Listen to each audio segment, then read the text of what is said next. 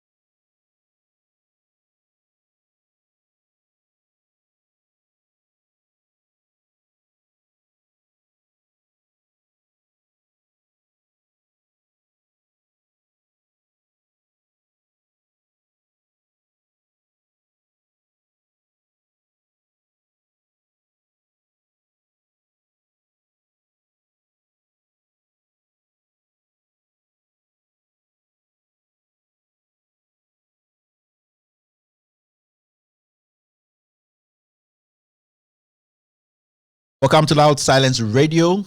My name is Kevin Taylor. You're listening to us live from our studios in the DMV metros, 5,000 miles from my home country, Ghana. Good morning to everybody listening to us. In fact, it's good afternoon because it's 12 p.m. here. I know it's 5 p.m. in Ghana. Today is a packed show. Packed. But before I go on with the intro today, I just want to tell you people, today's election day. We're voting for our assemblymen. I'm not going to make it so complicated. I'm voting. I'm actually rallying for Honorable Aponche. Honorable Aponche. That is the story of the day. You can listen to us live on YouTube. Yes, go on YouTube. You can listen to us Loud Silence Radio and TV network. You can also listen to us live on the Loud Silence Radio app. Loud Silence Radio app. You can download it. It's compatible with Android and also iOS. You can also go on Facebook. Look for Loud Silence Media, Loud Silence Radio and TV. You can follow by clicking on the button. You can also look for With All Due Respect page, and you can follow us. This show is coming to you live from the studios of Loud Silence Radio. My name is Kevin Taylor. I'm excited today because today we'll be talking to big brains. Big brains. We'll be interviewing big brains on this show. Now, I just want to run you through what we're going to be talking about today, the program line up and all that. I know a few people are still trying to get online to listen to us. We have 146 people live online trying to watch us on YouTube. Everything is connected perfectly by our producers behind the scene. We call them the ghost producers. Sometimes we hit the block, but still they make things happen. We have so many people online. Adanya Divine is online. Richard 42003 is online. Jamese Richard online. Kwame Nico. I'll be mentioning everybody's name before the show ends. I'll be reading comments from people. So what we're going to be doing this morning or this afternoon is that we will be talking to Mr. Alfred Ugbami, a trained journalist with over a quarter of a century experience in newspaper, radio, and TV journalism. He's a former GJA Best Journalist in Feature Writing. He holds a master's degree in public affairs from the University of Ghana, Legon, and a bachelor's degree in public administration, that's finance, from the University of Professional Studies, UPSA.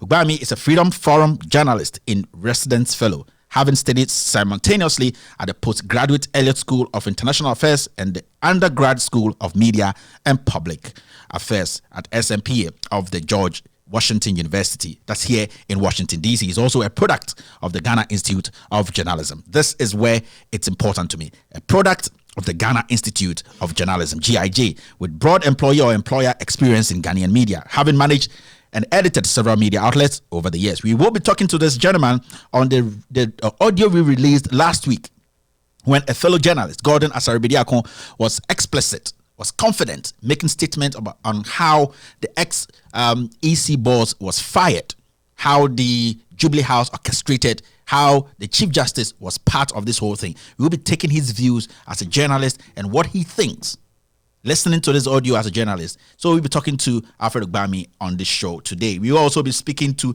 Nana Jantua. He is a broadcast journalist and a social activist. He holds a BSc in Building Technology, holds a Commonwealth Executive MBA, holds an MBA in HR, also a PhD student at the UNICAF University and media business consultant. I was telling you guys, today the show is packed with titles. He is a journalist, one of the journalists who actually went to check on the factories the president talked about when he met the press, the one district, one factory. You remember the president said there's a company called Unij Company in Kumasi. It has employed 1,700 people.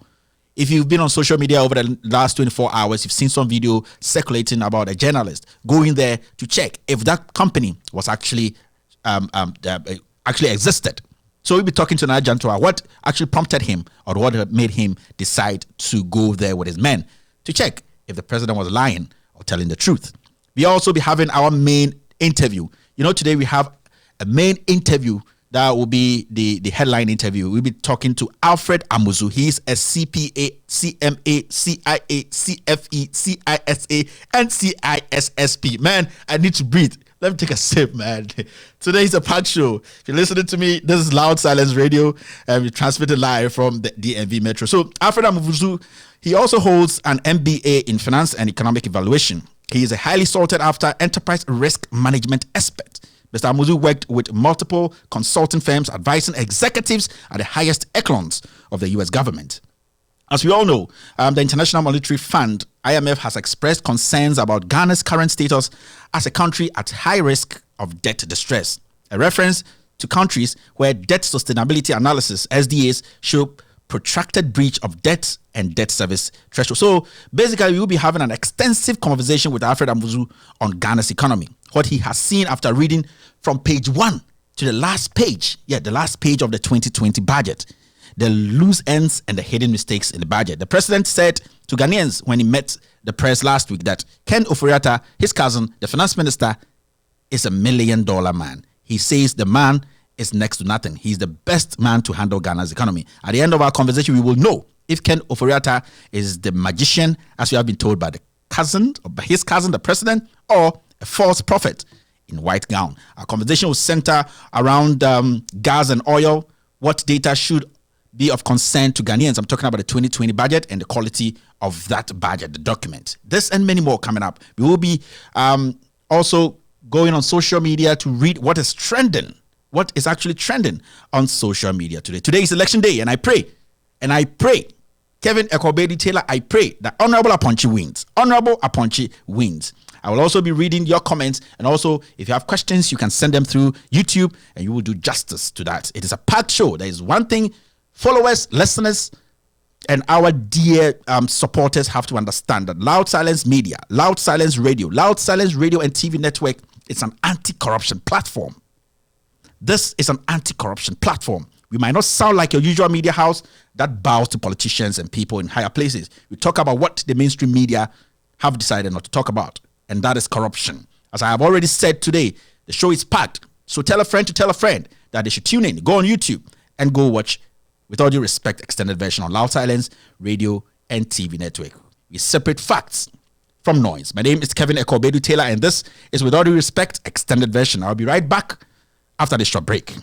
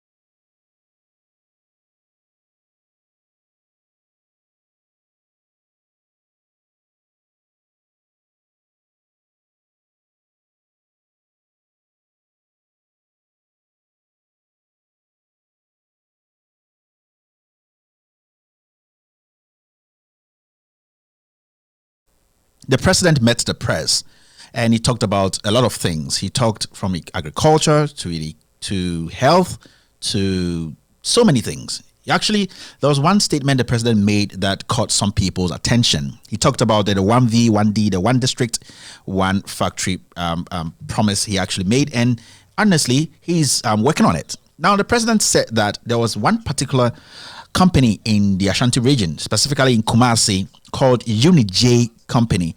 And that company had or has employed 1,700 Ghanaians. 1,700 Ghanaians.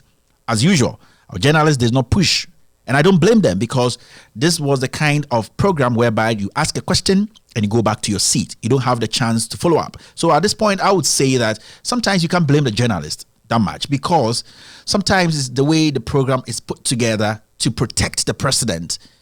What I know is in any country, when people are asking at press conferences, you should be able to follow up. You know, when you ask a question and the answers come and you think some things were not clear, you should be able to ask further or probe further. But in this instance, the president or the presidency decided to, and it's been something that has been happening for some time now. It's not just this regime. From Rawlings, Kufuor, Atta Mills, John Mahamas, anytime the presidents meet the press, they call them, ask a question, and go sit down. And I think that is why we're having this problem today, because they give the president room to lie. In quotes, I'm not saying the president lies anytime he meets the press, but the issue is when the person is not before the president to push further on the answers he gives, then he can give any answer and walk away. Those are the things we're talking about. So on that day when the president met the press, he actually talked about one company, Unij. And then he said that that company is actually, pushing, everything is perfect, and that from the document he has in front of him, 1,700 Ghanaians have been employed, which should be good news. But some journalists decided to probe further. They decided to go out of the ordinary and go see if what the president said was the truth. Now, I'm going to play you a video for you to assess for yourself. There's this gentleman called Nana Kojo. He is a journalist in Kumasi. He called his team and then he told them that, guys, let's go to this Unij company and see for ourselves if what the president said was true, because 1,700 people being employed is a big deal. Honestly, lots and lots of families are going to be eased when 1,700 people or Ghanaians have been employed. But when they went there, it was a different story. So if my producer is ready and if he signals me, we're going to go watch that video. It's on social media. I think it's all over the place, but I would like my viewers to watch this. It's a few minutes, maybe 9 minutes. Then after that, we come back and talk to this gentleman, Nana Kojo. Then what actually prompted him to put this piece together. So if my producer is ready, he can signal me and then he can play the video if it's ready. All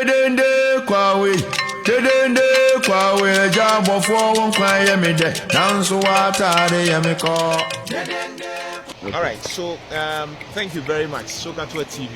And if you're a journalist, you just don't sit somewhere and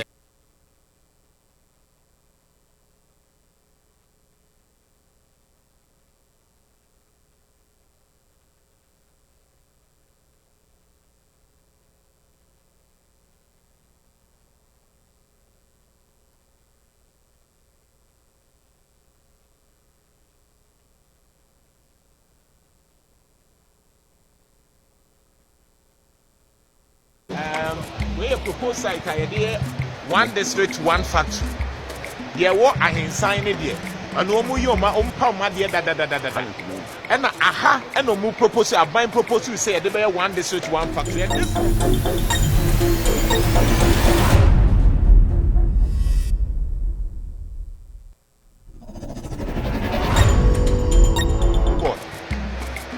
You cannot lie. This is the bobo. He said propose apparel manufacturing facility for Unij Limited under one district, one factory. And so if you see this one now, then you know this was the proposed site. All right.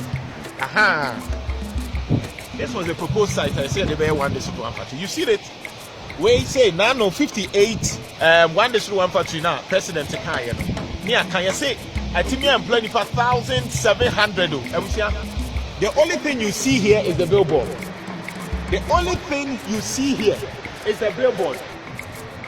Until we go here. So let's go. So look at the container here. We have container 7. Container may use it. Container only buy. We have container. The container.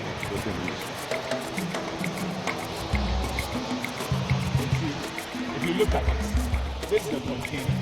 I'm saying this is the container. Container. And this is the proposed area. Proposed area, I say. Yeah. After the 1,700. And their computer camp. Unity fashion. And this is not about Unity now. What you can't say. What contract you? I'm a journalist and I wanted to confirm. This is the proposal. Account 58. Why now? You can't want to say completed. This is a completed one district, one factory. Mr. So this is, and you can see, this is completed. Wait, the track actually said it is completed. Wait. As I said, I propose here, they be yes, Unity fashion.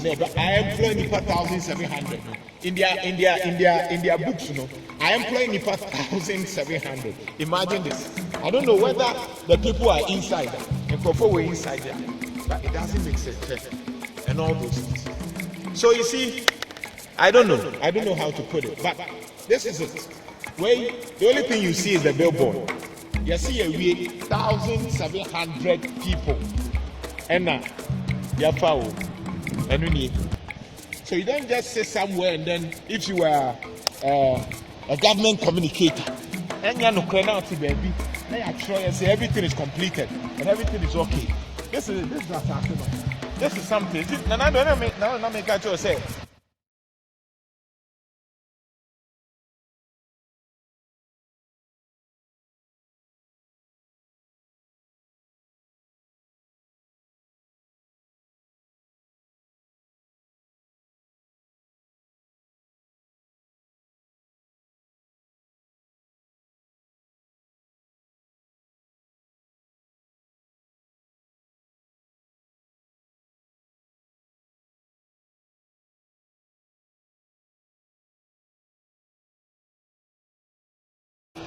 My baby, from the band, we said a bank may want to see one for you.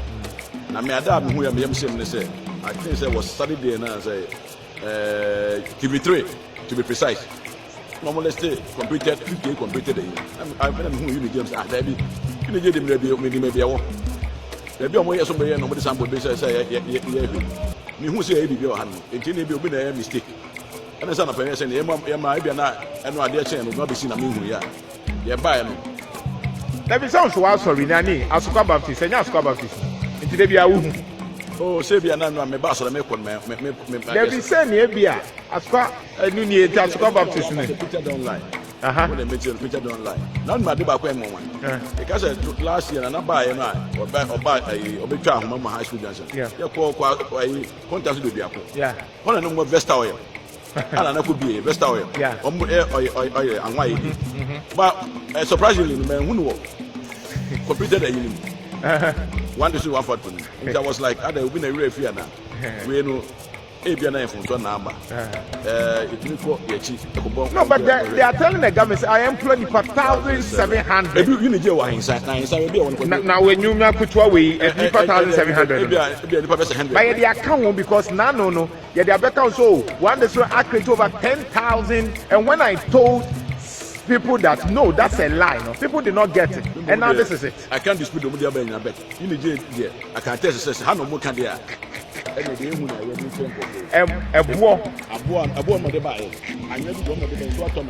oh God. I was hoping to buy I said for a month from 100 years.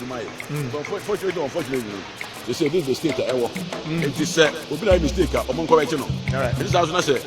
Paya, Yamango said, and he said, Ghana for any argument. One is one for you could be in Yapa. Now, for me, I have no idea for this cannot be put almost funded. I funded by Prudential Bank. Yeah, the Prudential Bank not funded, that's one funded. One funded, everyone not funded. The Prudential Bank not funded there. And then a question mark. It's one person. Obi ayi adi ashemu, obi ayi adi ashemu. All right, so I was for 2 team here. How very simple. Remember, because one day should one factory, no. Obi proposed site, but you see a we yes. Three account. After nipa 1,700. That's what it was stated. Per 1,700. Unity after nipa 1,700. We over to me about Asoka Baptist. Over so we say be me can draw and Zoom Lion area over Asoka Baptist. Honor you propose unity site now. You see a we now for nipa 1,700, no. And that's the billboard. Yes. Over there.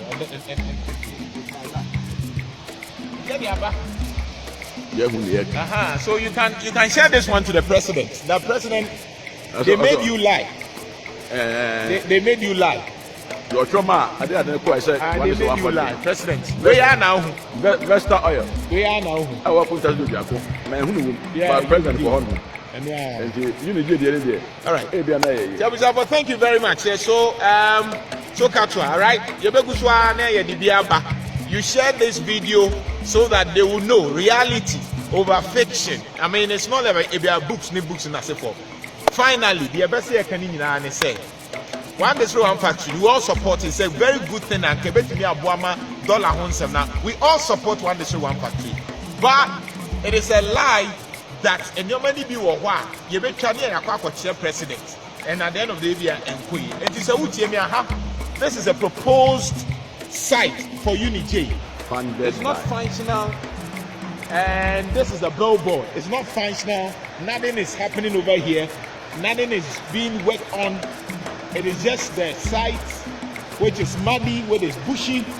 Nothing is happening over here, and so nobody should deceive you that Unity is a completed factory and the one factory project.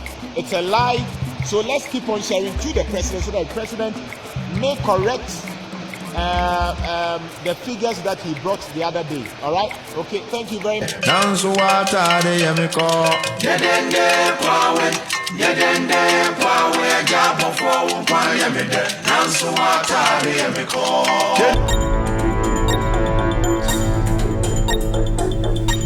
So, what you just saw was a piece put together by Nana Kojo. He's actually a journalist in Kumasi. After the president met the press and told Ghanaians that Unij company in Kumasi is up and running and has employed 1,700 Ghanaians.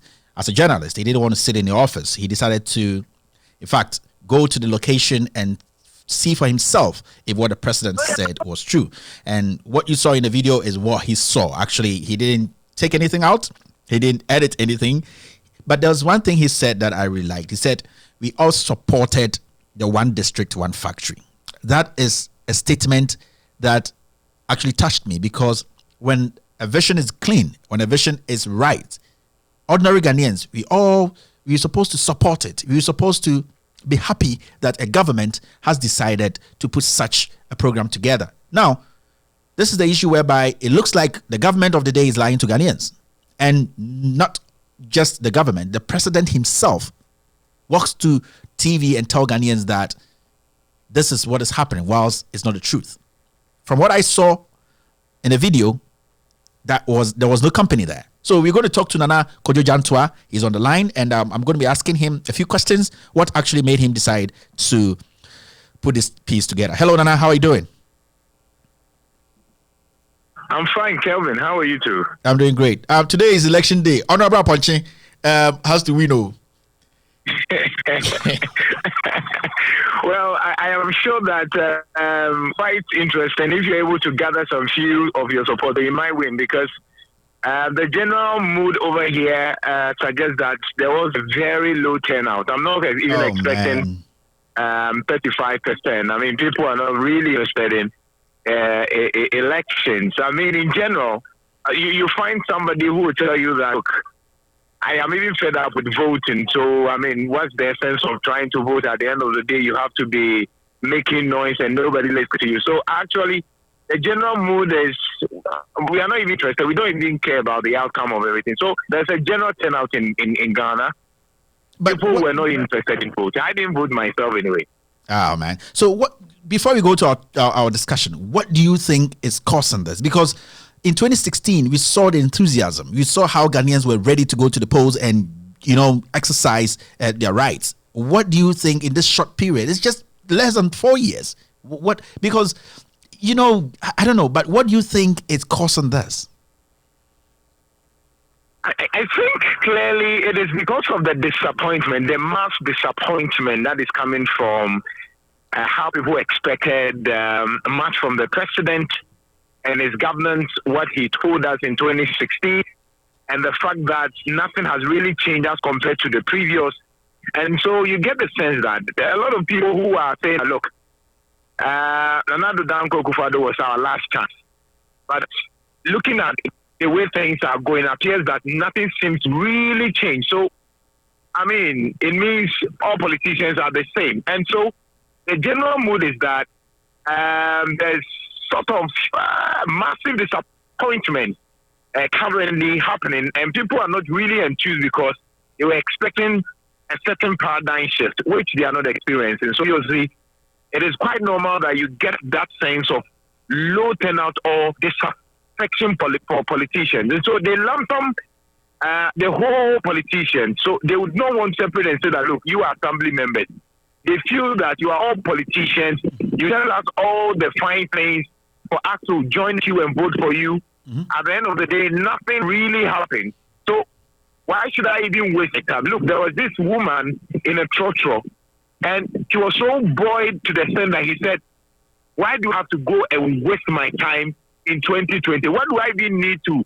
I don't even need to waste my time. I will just sleep. Looking at how politicians have wasted our time, looking at where things are, I am not enthused. And so, even in 2020, I'm not voting. Why should I even waste my time to go and vote for the assembly members? So, you get the general feel that people are generally disappointed, especially with the current governance, because, of course, he said a lot, and people expected that he did a lot. They deliver, but it appears that the talks are becoming too much than the action. Okay, so this brings me to our conversation today. You're talking about the governance. You're talking about how people are disappointed. Last week, the president met the press. Basically, the president met Ghanaians to tell us what his government, the performance of the government, where they are heading to, how they started, and all that. The president made some pronouncements and all that. He talked about 1D, 1V. We are going to actually stick to that. After that, you decided to do your own thing. When I say do your own thing, decided to not to stay in the office as a journalist, move further and actually fact check the president, what he said. So you decided to go to where the president said. And I've shown the video to our viewers and listeners, and everybody saw what you covered there. What actually made you decide to get your team to go to that location to check if the president was telling the truth or was lying? Because something should make you do that. What prompted you? Kelvin, thank you very much for that question. There's this philosopher, he's dead. I mean, Darwin, the propounder of evolution. Now he talks about something regarding media. He said that every day people are bombarded with a lot of societal pressure. What to eat. Whoa. I think my producer is going to try and get him online again. Yeah. I told you, we are not uptight. The line can drop, the line can come back. This is how it happens. This is technology. And I know Nana Jantua will be trying to get through the line again. My producers will be doing everything possible to get him back online. Producer, honestly, if you check on the system, you see Nana Jantua's name on it, and I think you can get back to him. It's called Penny Talk. You go in there, you get him back online. But we're talking about the president telling Ghanaians that UniJ company, specifically that company in Kumasi, was actually up and running, and 1,700 people have been employed. Nana Jantua is the journalist who was on the field with his team to check if the president, he fact-checked the president in the video. He fact-checked Nana Kojo, and then he actually recorded everything, and we saw it as I played it. We tried to get him back online. As my producers are trying, I'll be trying to read some messages some people are leaving on our YouTube page. This has come from Moses Tuguma, says, Kevin, well done. Thank you, boss. Lord Joseph Amankwa says, we are glued to our set. Lord, thank you very much. Abdul Kadir said, brother, I really enjoy your programs. Thank you, sir. Amit Mohammed said, loud silence really sets the pace for others to follow. Good job. Thank you, sir. Happy day says, thumbs up. Gambo Mumuni said, great, Kevin. Talk much about the hypocrisy in this government. Max Mukashi says, African cuisine. Mark Mukasi, African cuisine says, we are anxiously waiting. Livingston Ahazo say, watching live from Peki in the Volta region. Hello to everybody in the Volta region. The number for this mobile phone and the number stored in the Penny Talk. Yeah, my producer is trying to get this guy on the line, and it's coming through. I heard it. If anyone heard it, just tell me you heard it. The no sound people. Today's class captain, I'm going to try and find a class prefect of the no sound guys, but my producer is trying everything to get this guy back on the line. I mean, Nana Jantwa. Simon Fofia said, MPP don't have Ghana at heart. Yakub Adam say, we are waiting. Kwame Assassin say, welcome, Kevin. God bless you for your hard work for Mother Ghana. Kweku Ahandi says, hi, Kevin. I'm watching you live from Libya. Hey, Libya, how are you guys doing there? Is it hot? Libya. Fidelis Kunko says, watching from Doha. How are you guys doing in Dubai? Karim Musa says, good evening. So Nana Jantwa is trying to get through. Yes. If my producer can... Hello, producer. Okay, producer said we should go for a quick break, and he's going to get Nana Jantwa on the line again.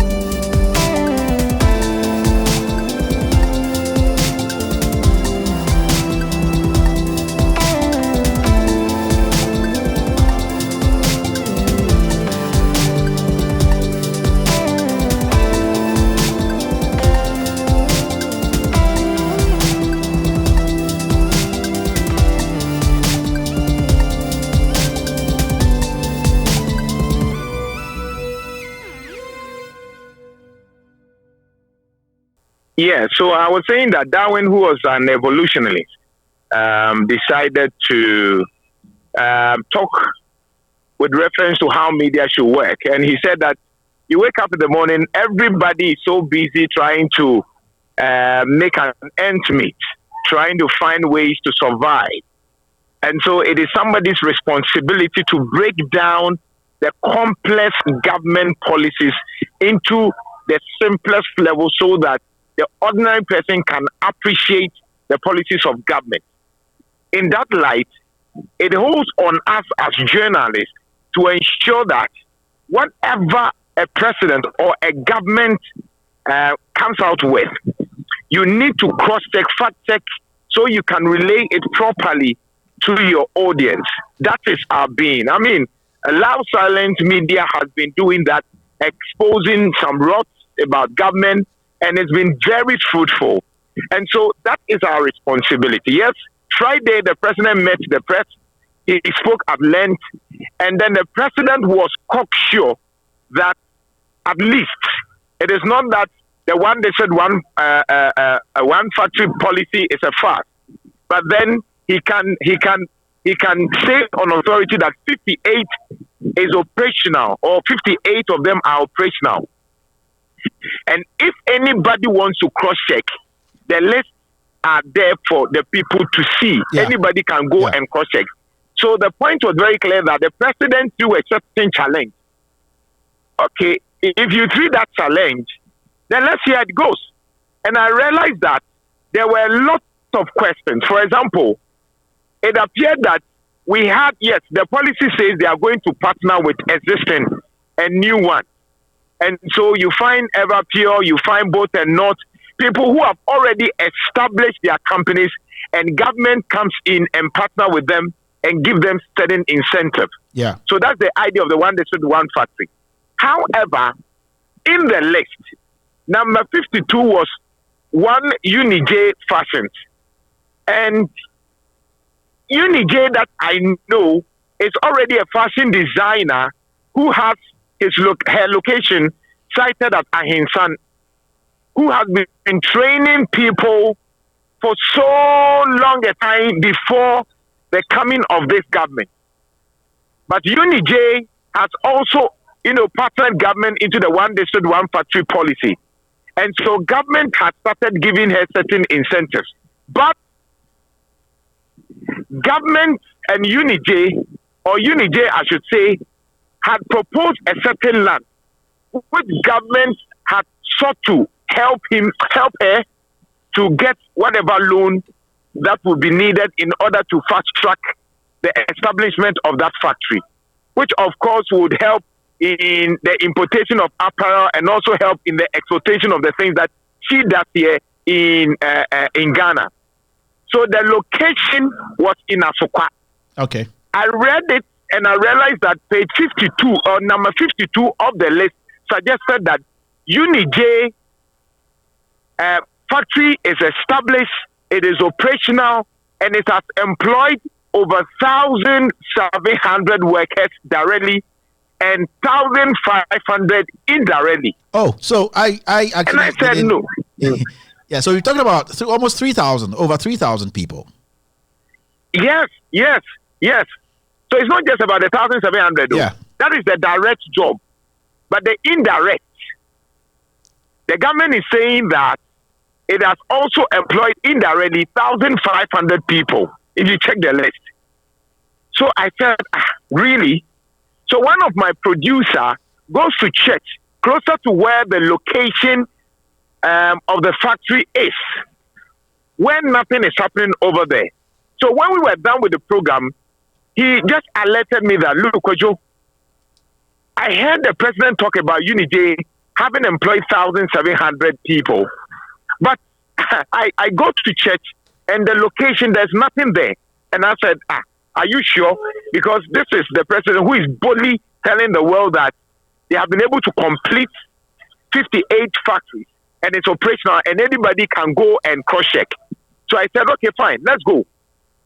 To my amazement, I went there, and as you can see in the video, I don't know whether the weeds, when they saw us, or maybe when the people saw us, they turned into weeds or something.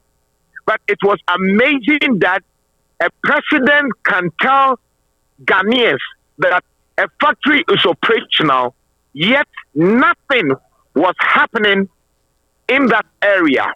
And I said, so who had to inform the president to lie to Ghanaians?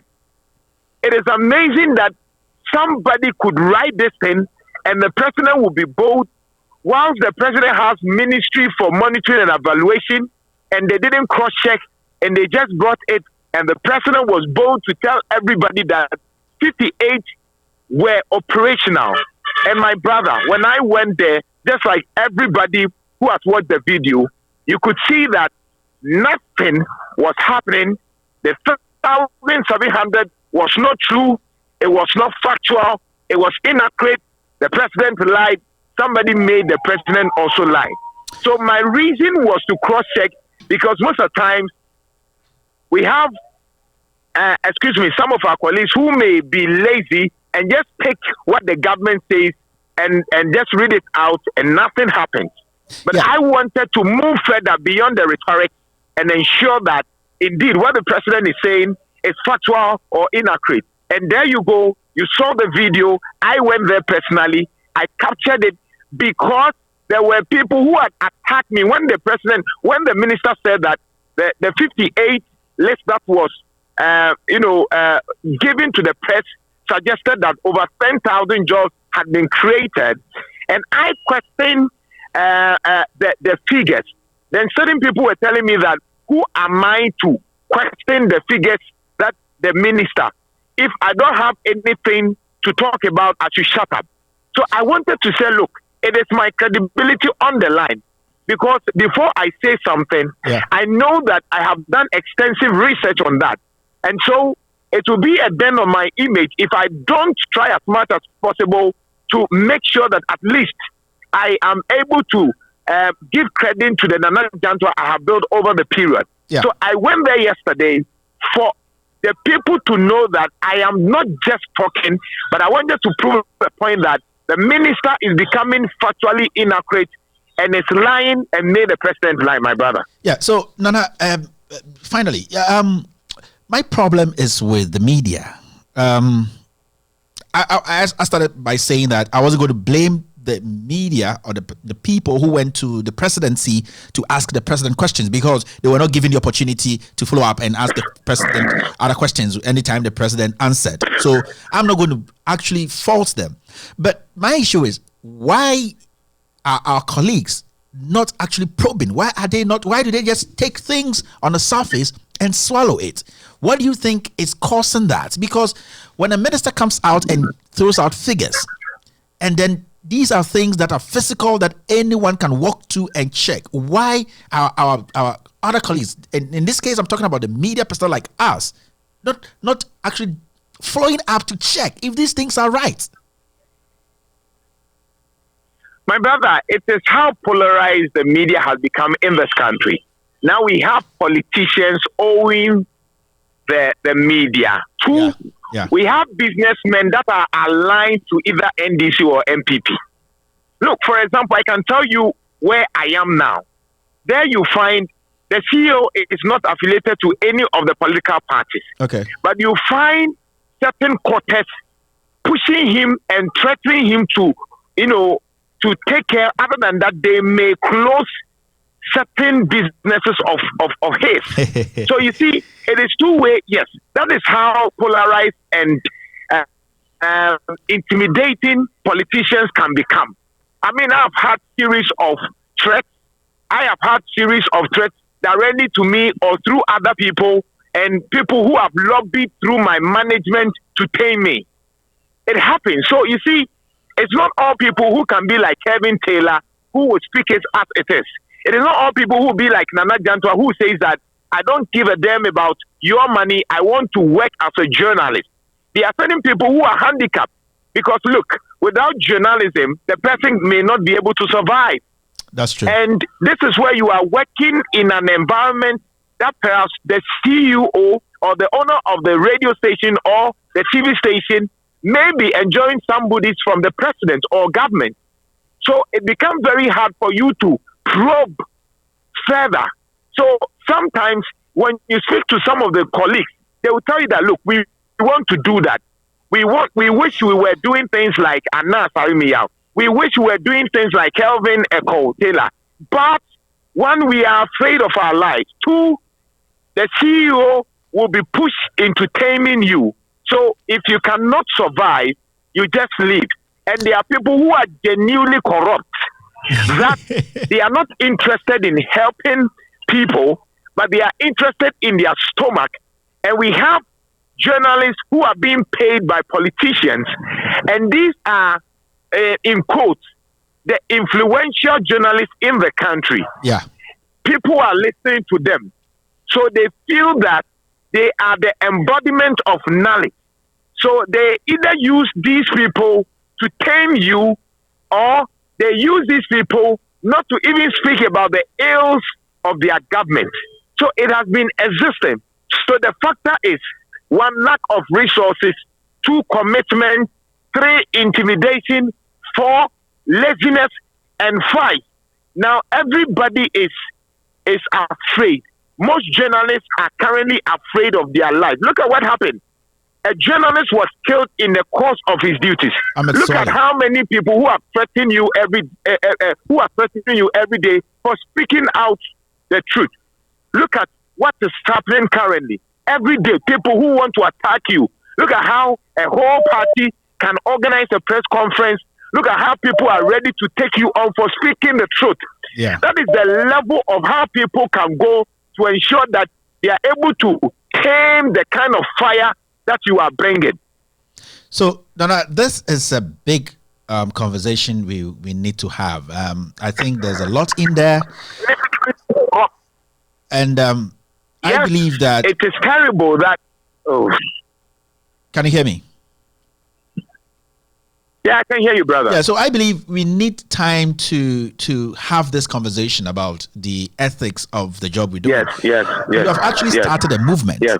And I would say that what you've started, it's a big step. And that I would expect people, anytime people like Ghanaians, that Loud Silence Radio, Nana Jantua is the brains behind Sokatwa TV. What we're doing right now is, if you live in a community, in a region, in a district, whereby the government have said that they have put up a 1v1D, make a video. You can contact Nana Jantua, 02008985566. Contact him if you don't know how to put the piece together. We are partnering with Sokatwa TV. We're going to be showing it. You don't have to always go and show things that have not been put up. If it has been put up, let us see it. We will show it for Ghanaians to know that this is happening. We are not here to speak ill of the government. If a government has put anything, any factory in your community, in your whatever, let us have the video, report on it. We will put it out there for people to see. And that is what we're doing. Yep. So, this is a conversation we should be having, but you started a movement. You are partnering with Loud Silence Radio. We are very happy to be partnering with you. We will be showing a lot of these kind of videos on our network, and we're telling people that they can go and follow Sokatwa TV on Facebook. You get a contact. You can talk to Nana Jantua, and then we can put pieces together and let Ghanaians know what we are not seeing. Nana, it's been a pleasure talking to you. You've been a mentor to me. You are the first guy who gave me my first airtime on radio, and people don't know things. People don't know things. But before you go, please check on Honorable Aponchi for me. I really need to know what happened. Okay. Aponchi needs to win, boss. Have a wonderful day, sir. Don't worry. If he doesn't even win, we'll make sure that Loud Silence Media may give him a position. So you don't have to worry. After all, he's a man of the moment. Aponchi be our media coordinator. Thank you, sir. Thank you for your time. So you're listening to Nana Kojo Jantua. He's a journalist. He was the guy who put that video together. A video I showed about the One District, One Factory. What's the name of that company? Yeah, I'm trying to find the name. But you actually saw it. He talked about how the government mentioned that in their document, and when they went to field, they didn't see anything. So we spoke to him. We're going to take a short music break. I told you, in today's show is packed. Our main interview is going to be with Alfred Amuzu. He is going to talk about the economy, Ghana's economy now. He's going to punch holes in the budget. He's going to punch holes in our financial sector. So stick and stay. This is not ending today. This is Loud Silence Radio. We separate facts from noise.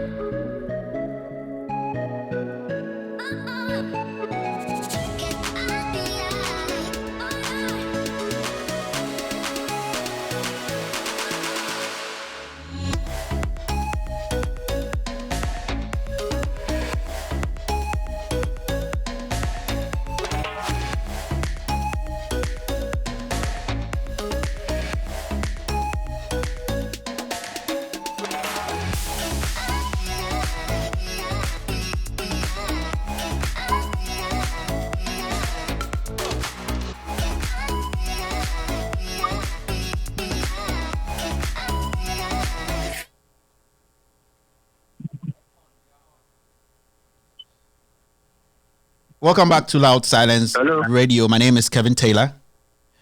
Today, as you know, we're talking to a couple of people. Now we're going to be talking to Alfred Ogbami on the issue of the leaked tape I released last week, where Gordon Asare-Bediako was making an emphatic statement about how the presidency, the Chief Justice, and a few people were planned the firing of Charlotte Osei, ex-EC boss. We have Alfred Ogbami on the line. He is a trained journalist with over a quarter of a century experience in newspaper, radio, TV, journalism. Everybody knows Alfred Ogbami. He's a featured writer. He actually won GJ Best Journalist in Feature Writing. He's on the line with me. Mr. Alfred, how are you doing, sir? I'm okay, my brother. I'm okay, my God's grace. Great. So I heard you were at the polling station. Tell us, before we get into our discussion today, what's happening? Just give us what has happened actually. Well, as you know, the district assembly and local assembly election is on, and today is the day for election of assemblymen and local representatives. That's today, and then the voting has just ended. The count has begun in the various communities, constituencies, and or if you like districts. And yes, I've been to a couple of polling stations as an interested party in my community, and we're following the results here.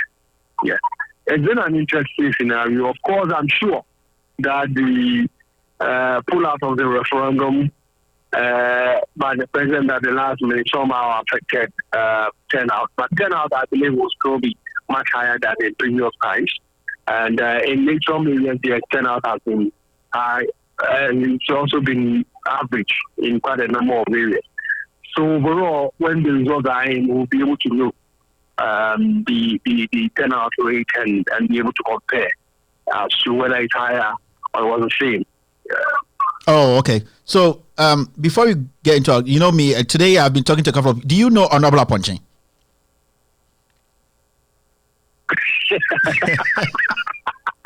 That's the guy who's made a name for himself with some who just claims. But he's an interesting character. As much as I think that his claims and pledges are quite, if you like, out of this world, he has also shown to be a character who can get to people who will be able to, lobby. And I think he's become an internet sensation. I think he became an internet sensation 4 years ago. Yeah. It's just we worked their promises and made it even more interesting. We're all interested in seeing whether he win or lose, because he then will tell us what the people of Ghana look at. Yes, very true. I support Honorable Aponche. I don't hide my support for him, and I'm praying by the end of the day, Honorable will win. We'll make more porridge. I correct Jaisu, Barrow. We are serious, man. So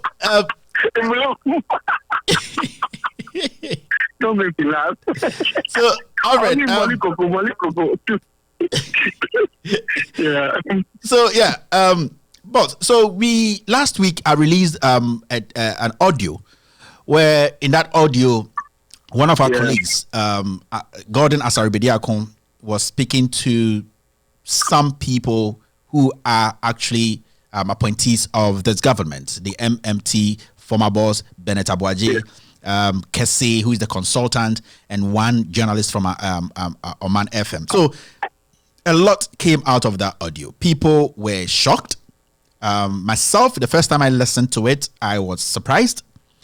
And as a journalist, I felt somehow sad, because this is a colleague who, one way or the other, is actually respected. You know, he's been around for some time. He's worked with Kuku Bako for a very long time.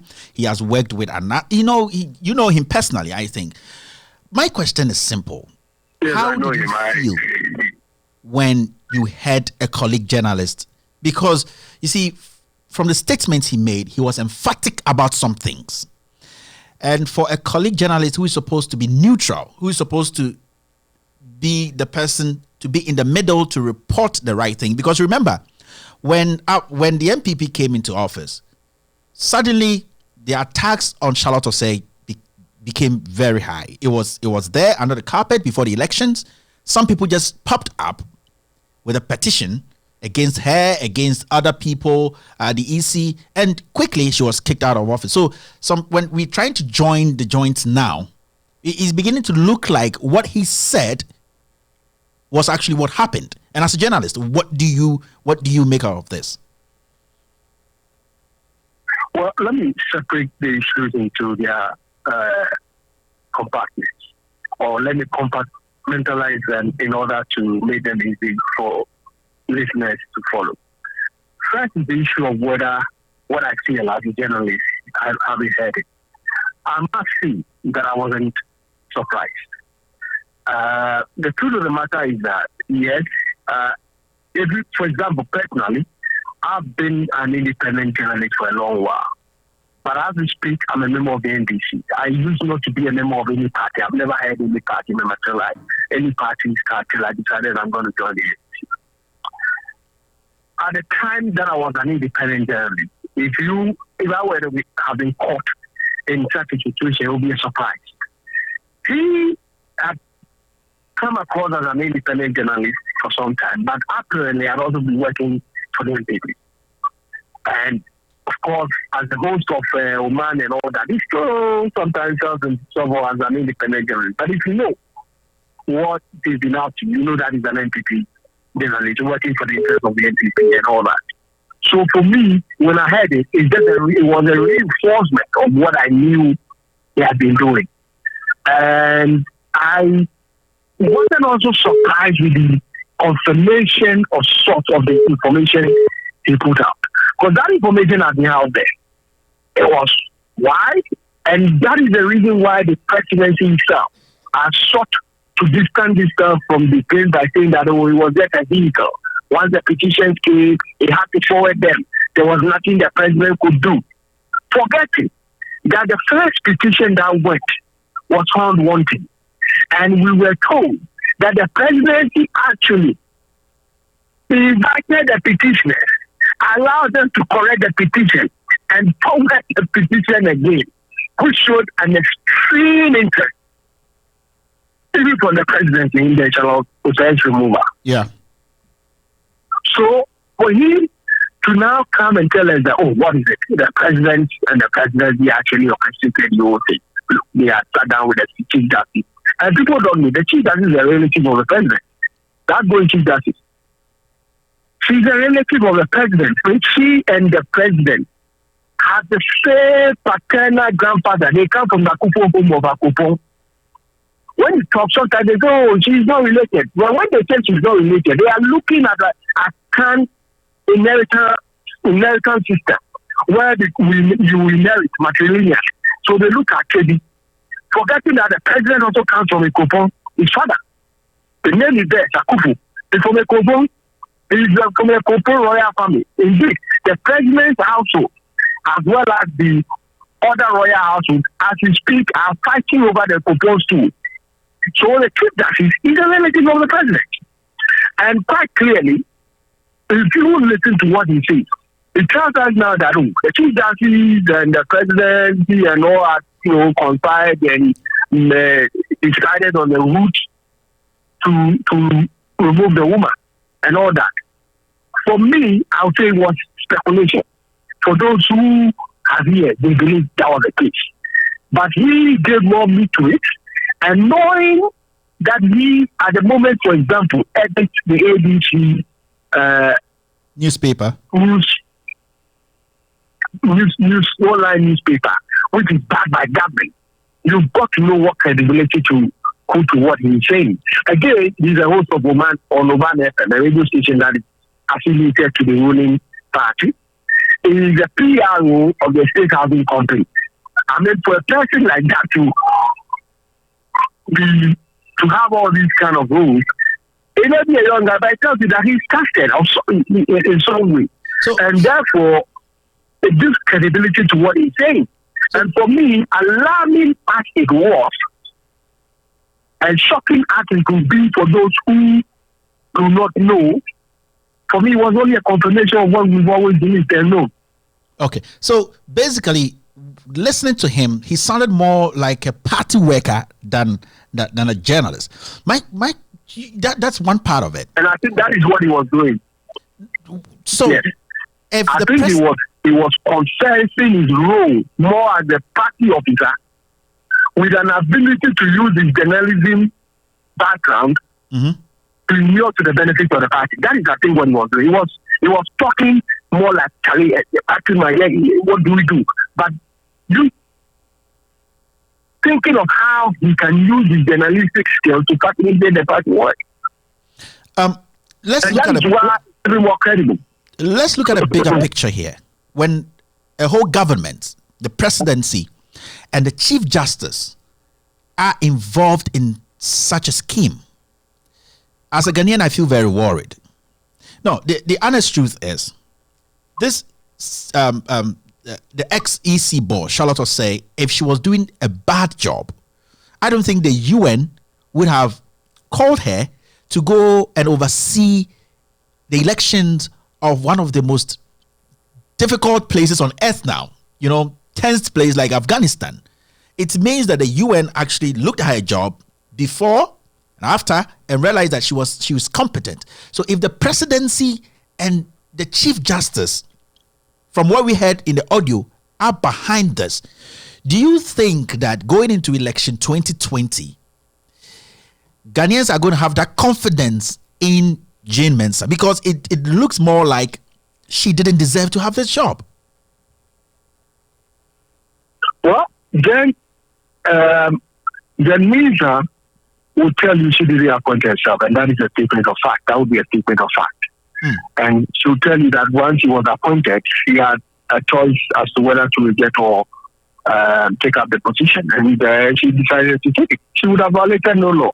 Yeah. And therefore, I would not blame Jane Mensah for taking up the position. But I would never hold her to accountable for the decisions she takes while in office, and I'll factor in how she got there. Because then, by virtue of how she got there, we'll be interested in whether she'll be doing a job in an open and transparent manner, or whether she'll be seeking to fulfill an agenda that was set before she inherited the job. That's what I was trying to get to. We all have eyes on her. And their conduct in office so far that has not fulfilled the necessary fees is really all sort of questions. I mean, it's on record. She's made statements that IPAS meetings deny them, and things are proper confirming the fact that she made those statements. And it's a bit worrying. And this late hour attempt to introduce a new register in the fact in the name of the register being credible, but being overstretched. You don't know what it means. If the register is credible, what is the question of it being overstretched? It's the same register we use in electing officers of the various parties that conducted the election in this country. The election is based on the same register. And you yourself admit that the register is credible. Yeah. What then is the basis for introducing a new register? The argument is that they are there to go on the register. Even American register are there to go on it. Because if you finish a register today, but tomorrow somebody will die, that person's name will be on the register. Because no register that doesn't have any dead person's name on it. Even in America, where you go for death certificate and everything, it will take time to remove those names. No, it will not be automatic. So that if somebody dies tonight and the election is being held tomorrow, that name will be on the register. Yeah. Because the expectation is that person will not come and vote. Because that person is dead. He cannot resurrect and come and vote. But these are some of the excuses that she's using. And you look at the conduct of election, the referendum, and a couple of other things. It's a reason for us to worry. But let me leave that part and then come to the part of the president and the chief justice that let those the plate. And let us be mindful here. Okay. We've not had a denial of the content of the tape. In other words, the person who spoke himself hasn't denied, and he can't deny because he knows that the tape is. Now, I actually, not to cut you short, I sent him a message personally to tell him that he still has an opportunity to come out and clear himself on the issue. I reached out to him, and it's been over 3 days, and I have not heard from him. Because I wanted to give him the platform to also to defend himself on what the audio. He will not talk. You know, people are pleading with people and all that. You know, it was also for me. What there's I find it a bit funny, you know, because just from a while ago, he was a source of a tape that claimed that I had gone to plan. I was in a meeting. In fact, I must confess, he didn't say that I had gone to plan. But of course, these party people subsequently started twisting the story and all the narratives and all that. And I knew what was in that because the idea was to get me to talk. They know that I'll go and clear my name from anything. Once I know that the information is wrong, I'll talk. So all of a sudden, radio station wanted to talk to me. And it was a bit strange because, look, I've been in this industry for years. And I can tell you, there's a bit of jealousy and, if you like, contest in this business. Such that you can't often find examples where, let's say, human will break a story and joy and others go around with it. It most often doesn't happen. Because you want your story to run. And yet, he has been the source of it. And for me, this thing coming up was like a replay of what he had done. Except that in this instance, he knows he can't talk. Because he can't come to deny. Look, if he talks, I know you know that there are many other things that will come up. That will put him in more. So he's commenting, he's speaking on Facebook and other things, but he will not start it. Yeah. He will not speak. I can tell you that he won't speak. The audio. And I'm sure by now some of these people have reached to you to speak with you and all that. That is being done in the background. So that's what he won't talk. So the question is, if he's not going to talk, the government who hasn't denied that what he said is false, and the Chief Justice hasn't denied, the presidency hasn't denied, and it's out there, then the presumption would be that it is credible. Yeah. I know it is credible. But I'm coming from the angle of an example of Qatar to say that, okay, for somebody who doesn't want to believe it, what would the person hold on to say that is not credible? Yeah. That's not. So it raises, it is related to issue the issues you raise. It makes them relevant. That if indeed these things happen, what kind of country are we having? That is my concern. That is my concern, and especially collaborating. But it also brings to question what I raised earlier. Look, for the first time in the history of this country, we have an incestuous governance system where the leaders of the executive, the legislature, and the judiciary are related. I want to go down. The president is related to the speaker. The speaker is the president's cousin. Speaker Marco Kwejega is that king on the mother's side. His mother and the president's mother are related. On the father's side, the president was related to the speaker. So doing these things was a little bit easier because you see, it would go beyond their roles as of the various the familial relation, family relations will come in there. So for me, I think that they will bring up more issues. Yeah, that would have to, So Alfred, you've said a lot today. Yeah. What is going to happen is the audios. You know, Loud Silence Radio, and with all due respect, we have lots and lots of audios coming up. I know in the future we're going to be having you online again to speak on, because the behavior of journalists in Ghana now is a whole topic we have to talk on, and I believe that is. But journalism has actually changed too. Yeah. You know, I must confess, when we started out in journalism, the preponderance of journalists being independent-minded and not aligned to the two parties was higher. So most of us were, if you like, in the middle. There was a Kukuba who's Kuchifat who were, if you like, CPP elements and stuff. But even then, need efforts to try and stay in the middle. Today, it looks to me that the preference is that journalists are more politically aligned, and it's also because the parties have been pushing for that over a period. It raises issues, and then even those who want to be in the middle, they find it difficult. They can act and act and stay. They having their own challenges, and maybe that's why everybody is becoming partisan all of a sudden. But it doesn't stop those who are worried like me from speaking to those things. After all, you yourself are a member of a party, but when it comes to journalism, you're trying to hold government accountable, which is what the Constitution of Ghana requires of journalists. Yeah. So yes, journalists can be partisan, but of course, when they are doing their work, they ought to do it in a fair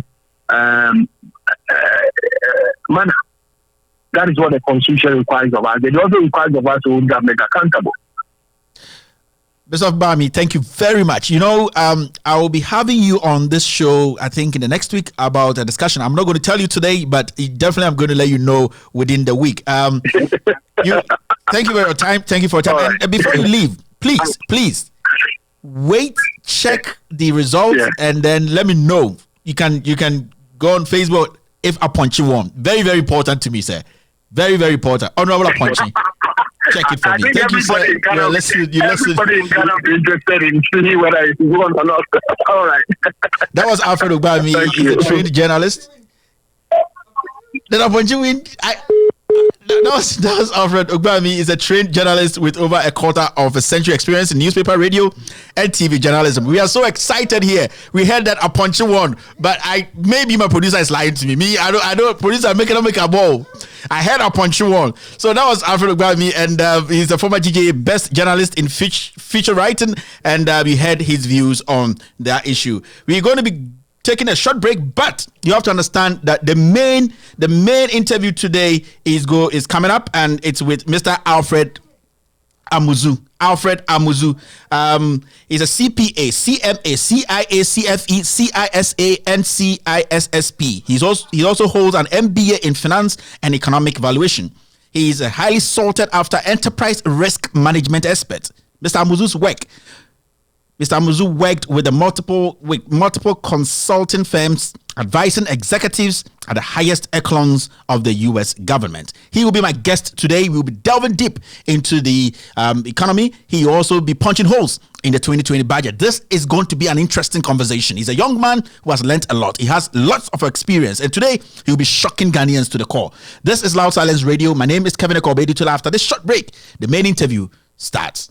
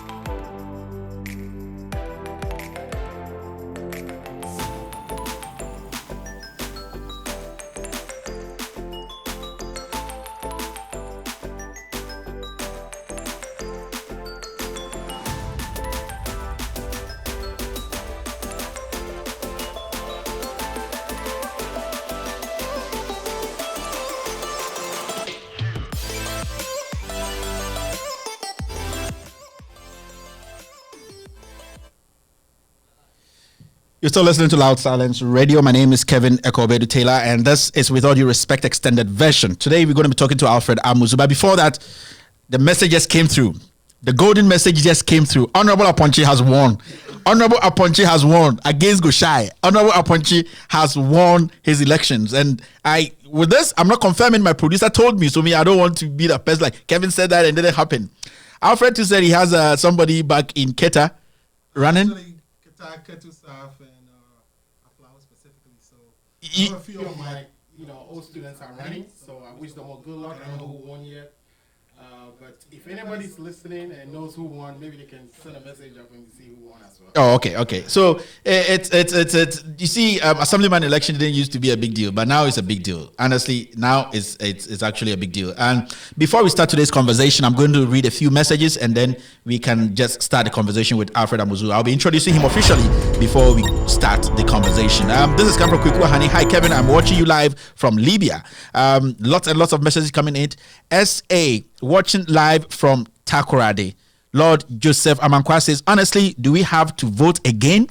All the things we voted for has been looked down upon. Petrol price high, 5.7. Cement, 37 Ghana cedis, tax high, and so on. Lord, things happen. Adil the Good. Kevin, I'm Fatima from Germany. Good work done.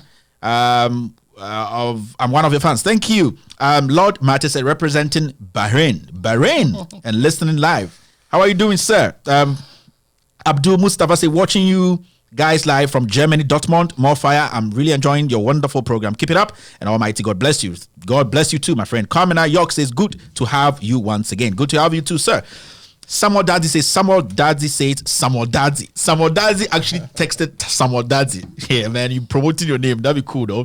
Azakba Richard says, hi, bro. More fire. More fire to you, too. Lawson Kenny says, watching live from Koforidua. How are you doing, guys, in Koforidua? You see, Rafiu says, Kevin, tell you are too much. Watching you live from Ghana. Mike K says, great work, bro. Watching you live from London. How are you guys doing in the UK? Adil the Good says, hi. Adil the Good says, me not fan. Yeah, I don't know. John Kweku Sabi said, good job, Kevin, watching you live from Denmark. All over the world, across the nations, everybody is tuning to Loud Silence TV and radio, live from our studios in the DMV.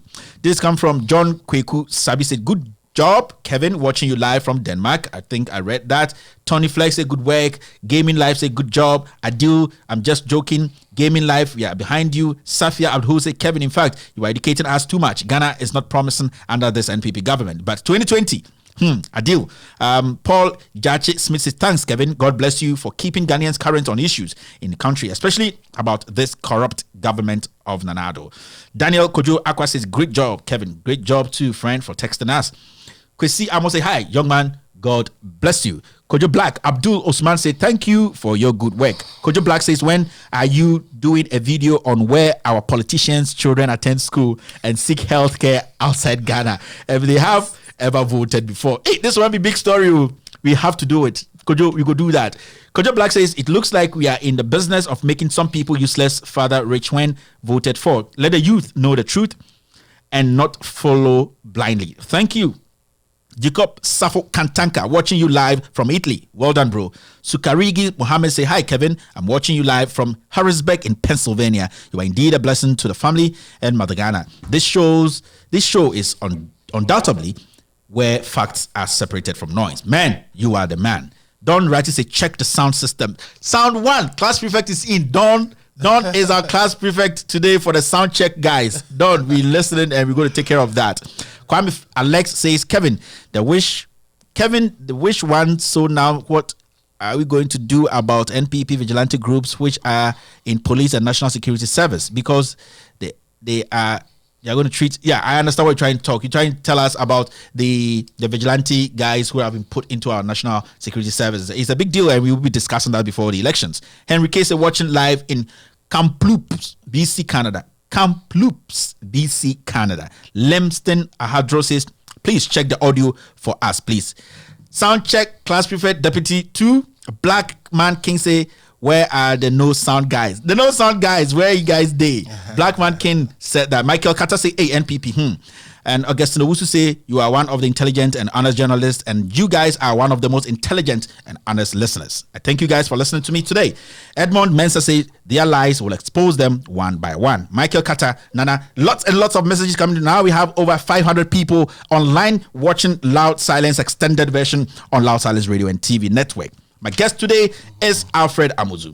If you don't know Alfred Amuzu, I'm going to read a little bit about him so that you know the person I'm talking about. Alfred Amuzu, he is a CPA, CMA, CIA, CFE, CISA, and CISSP. It's like a worldwide heavyweight champion. He also holds an MBA in finance and economic valuation. Right. He is a highly sought after enterprise risk management expert. That is the part I like. Right. Enterprise risk management expert. Mr. Amuzu worked with multiple consulting firms advising executives at the highest echelons of the United States government. As we all know, the International Monetary Fund, the IMF, has expressed concerns about Ghana's current status as a country at high risk of debt distress, a reference to countries where debt sustainability analysis, that's the DSAs, show protracted breach of debt and debt service threshold. The concern was contained in a statement issued on December 12 and followed the release of the latest DSA report by the IMF and the World Bank Group, which showed that Ghana was among the 10 low-income countries, LICs, in Africa that were at risk of debt distress. This is very serious. Right. This is serious. And that is why we're here today to have a conversation with Mr. Alfred Amuzu. How are you doing, sir? I'm doing wonderful, great, sir. I'm great. Thanks for inviting me in today. Perfect. Yeah. So, you said you briefly, right, before we get into Kevin, before we start, let me actually give a shout out to Mr. Amuzu is giving a shout out. He's going if it's not going to be a wife first, I'm not going to allow that. It's going to my wife. Okay, actually. I'm going to allow that. She actually said you summoned me, so I have to be here. You have to be here today. Yeah. All right. So to the wife, to the family back home in Aflau, and to all my friends listening right now.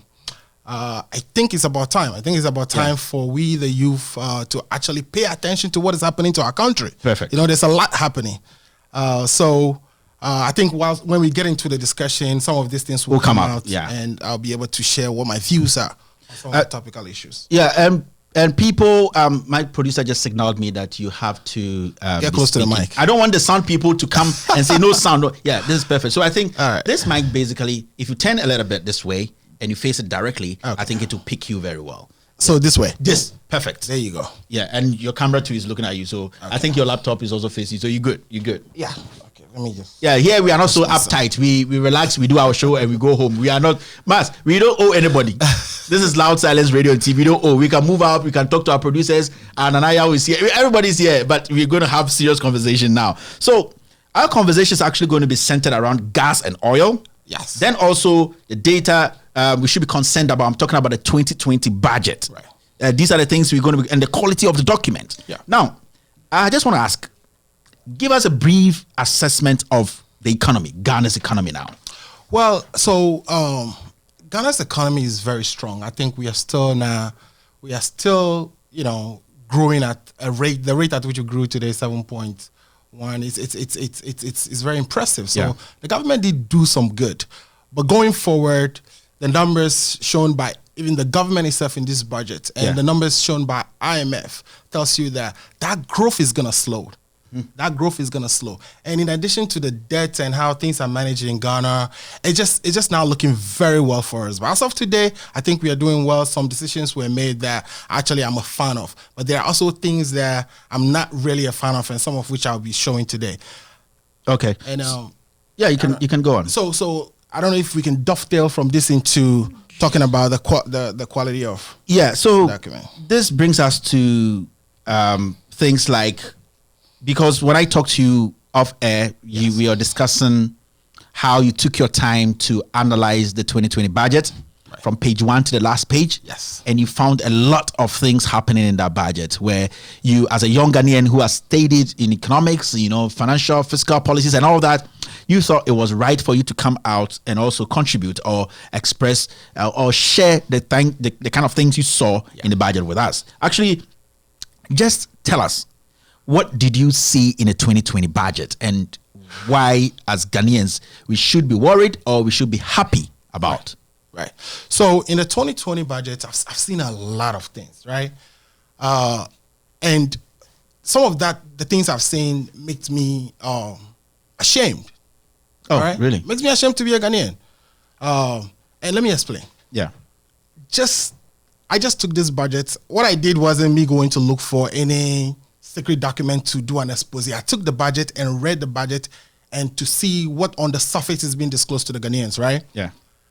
I took that budget, converted it into Word document and ran it through Grammarly. The grammatic errors in the budget, it's amazing. I'm telling you, if you go into page 4 of the budget, paragraph 20, fulfillment is spelled wrong. You go into page 20, page after page after page. Yeah. So I'm actually recommending that if there are teachers listening to us or watching us, to assign this budget to their students in their English classes, just to grade it. Grade punctuations, see, I've worked in consulting, right? Okay. And in consulting, and I'm sure there are so many different consultants supporting the Ministry of Finance. Oh, a lot. Before I produce a document, it has to go through multiple reviews. It goes to white glove, pink glove. All these gloves of review is just people at various levels looking at what the spellings look like, word choices. Those are the things that determine the quality. Yeah. So if the president goes to, say, for instance, a press conference and is complaining about, the foreigners are there interfering or talking bad about us. In fact, the foreigners are there looking at the documents we produce on national policy, national budget, and laugh at us. They laugh at us. Now, this thing goes beyond just the punctuations and the grammar, even in the numbers. And I'm going to show some numbers today. I'm going to show in numbers where calculations are not done or disclosures are not being made. So on the surface, I could say that there is an accuracy problem with the budget, and I can also say that there's a disclosure problem. Okay. Maybe certain things were not fully disclosed and that we need to interrogate, just like your people are doing. They are going to see where the dams are located. I want all Ghanaians to take this budget and look at it. There are provisions there. There are even projects in your area. There are so many warehouses being built. Go and look for each of those warehouses. Even look at the budget and just see where the numbers are not consistent. That is exactly what I did, and I'm here to share that with Ghanaians. So basically, you're going to give us an overall assessment of the budget and the document itself. Right. Now, you've spoken a lot about how there were fundamental grammatical mistakes. Yes. And that you don't expect a whole ministry. And we have the vice president is part of the economic management team. Yes. The finance minister is there. Yes. The president has spoken highly of. We want to talk about. We want to build a conversation from the basics before we get into the numbers and all that. If a whole government made up like a whole finance ministry does not get grammar right, what do you think? How is it going to affect the budget itself? Because it's very important, and especially when it comes to finance, every single statement you make makes a difference. Yes, it does. The foreigners, the partners we are looking for, the foreign direct investors we are looking for, they are laughing at us. The document itself is a policy document for the whole country. So if you see it as a Ghanaian and this is how Oforiatta or the current government is representing us, it doesn't sound good. It doesn't. We are saying year of return. We are making all the right noises, right? But we can't get our acts together. We can't even get a budget done without grammatic errors, without punctuation errors, without figures being properly, disclosed. Yeah. To me, that right there makes investors lose confidence in us.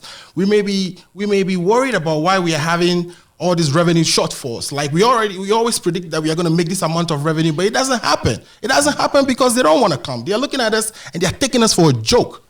Yeah, so I'm going to take it from your last statement.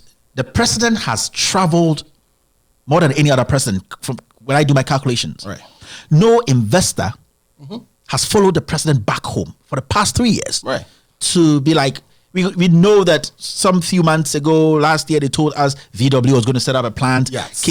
So many companies. Until date, we've not seen anything done. Yes.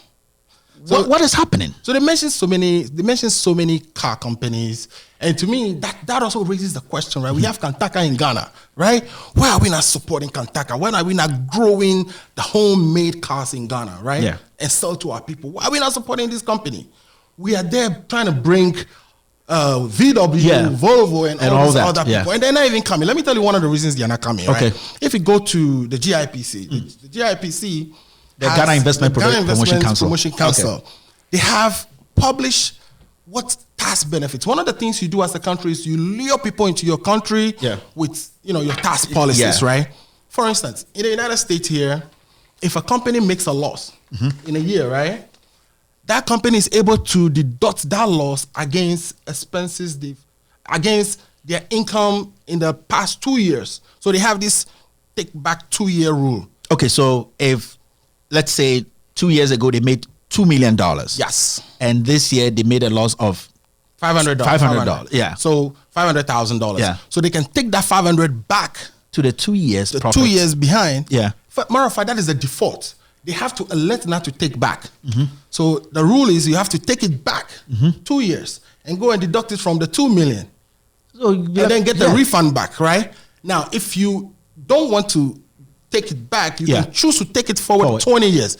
In Ghana, it used to be indefinite. Really? It used to be there. You can take your losses indefinitely. And one time they woke up and said, oh, we are letting these companies, because if I'm a company and I'm operating in Ghana and I'm an international company, one of the things I'll do is I'll use transfer pricing. These are technical things they use to swerve disclosing profit in Ghana. I'll use transfer pricing to transfer my income to jurisdiction where tax is low. Okay. So Ghana woke up finally and said, we can't make this indefinite. But guess what they did?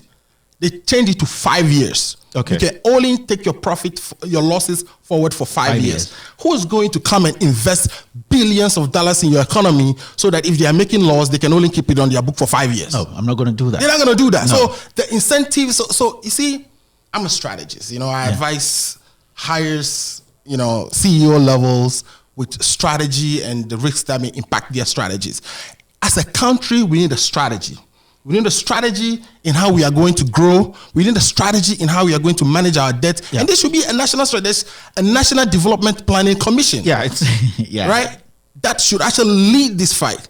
But you're not seeing that. It's one government come and they change tax policy. Another government comes and change tax policy. So now we're going to delve into our topic itself. You've said a lot in this short period. You've really said a lot, but you looked at the budget. Right. You read it.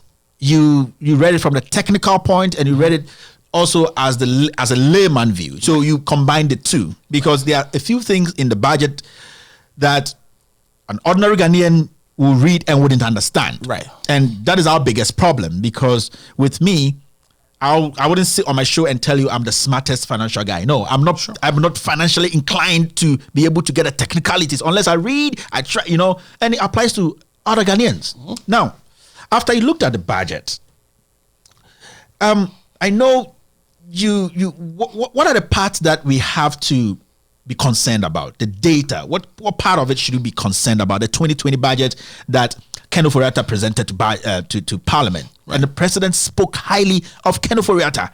That Ken Ofori-Atta is the angel. Without him, now the IMF just came. I'm not trying to play the devil's advocate. Right. I'm trying to let people understand that the president thinks he is the Messiah. You've seen the 2020 budget he put together with his team, and what data should be of concern to us Ghanaians. Right. So this time I'm going to work with the producer if we can I think he's listening to you. Yeah. Okay. If the producer can go to my slides and show slide 2. Okay. So what you're going to see on slide 2 is our membership of ECOWAS and some of the convergence criteria ECOWAS has. So what does this mean to a layman? ECOWAS want us to all use one currency, right? And of course, there was an announcement made that they were going to call that currency ECO, right? Yeah.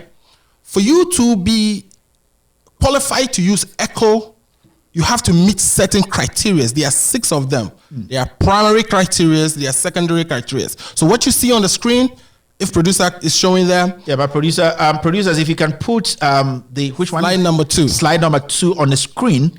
I don't mind if you can take me off. I don't care. You can put the slide on, because you see here what we're trying to do is we want people to know that we are not cooking figures. Right. We didn't go sit in the corner. He didn't go sit in the corner. He's actually presenting what is in the budget to Ghanaians to look at before he speaks on. Right. So as he's speaking, the producer will be trying to put these documents on the screen. So it might delay a little bit, but it's still going to show up, and then we take it from there. Again? Yeah. No, just the PowerPoint. Yes. Yeah. So producer is working on that, and then so you can go on. Okay. So what you see is the first criteria is that the budget deficit we run, right, has to be equal or less than 3%. Okay. The budget deficit we run. Now, what you're seeing came straight out of the budget itself, right? Now, we are showing the data for, yes. Okay. That came out of the Ghana budget, the 2020 budget. The criteria, we report on the criteria 2 years back. So we are reporting the 2018 data. Okay. And we are saying in 2018, we didn't meet the first criteria, right? 5 countries out of West Africa met the criteria, but we didn't. 5 countries met it. 5 countries met it, but we didn't meet it.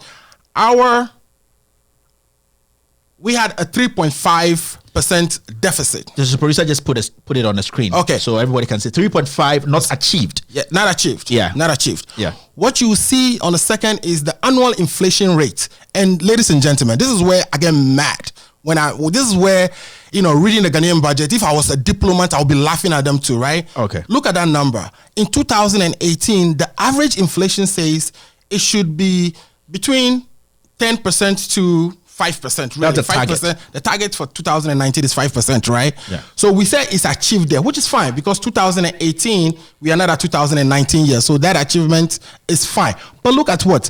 That 9.4 that was disclosed as our annual average inflation, right?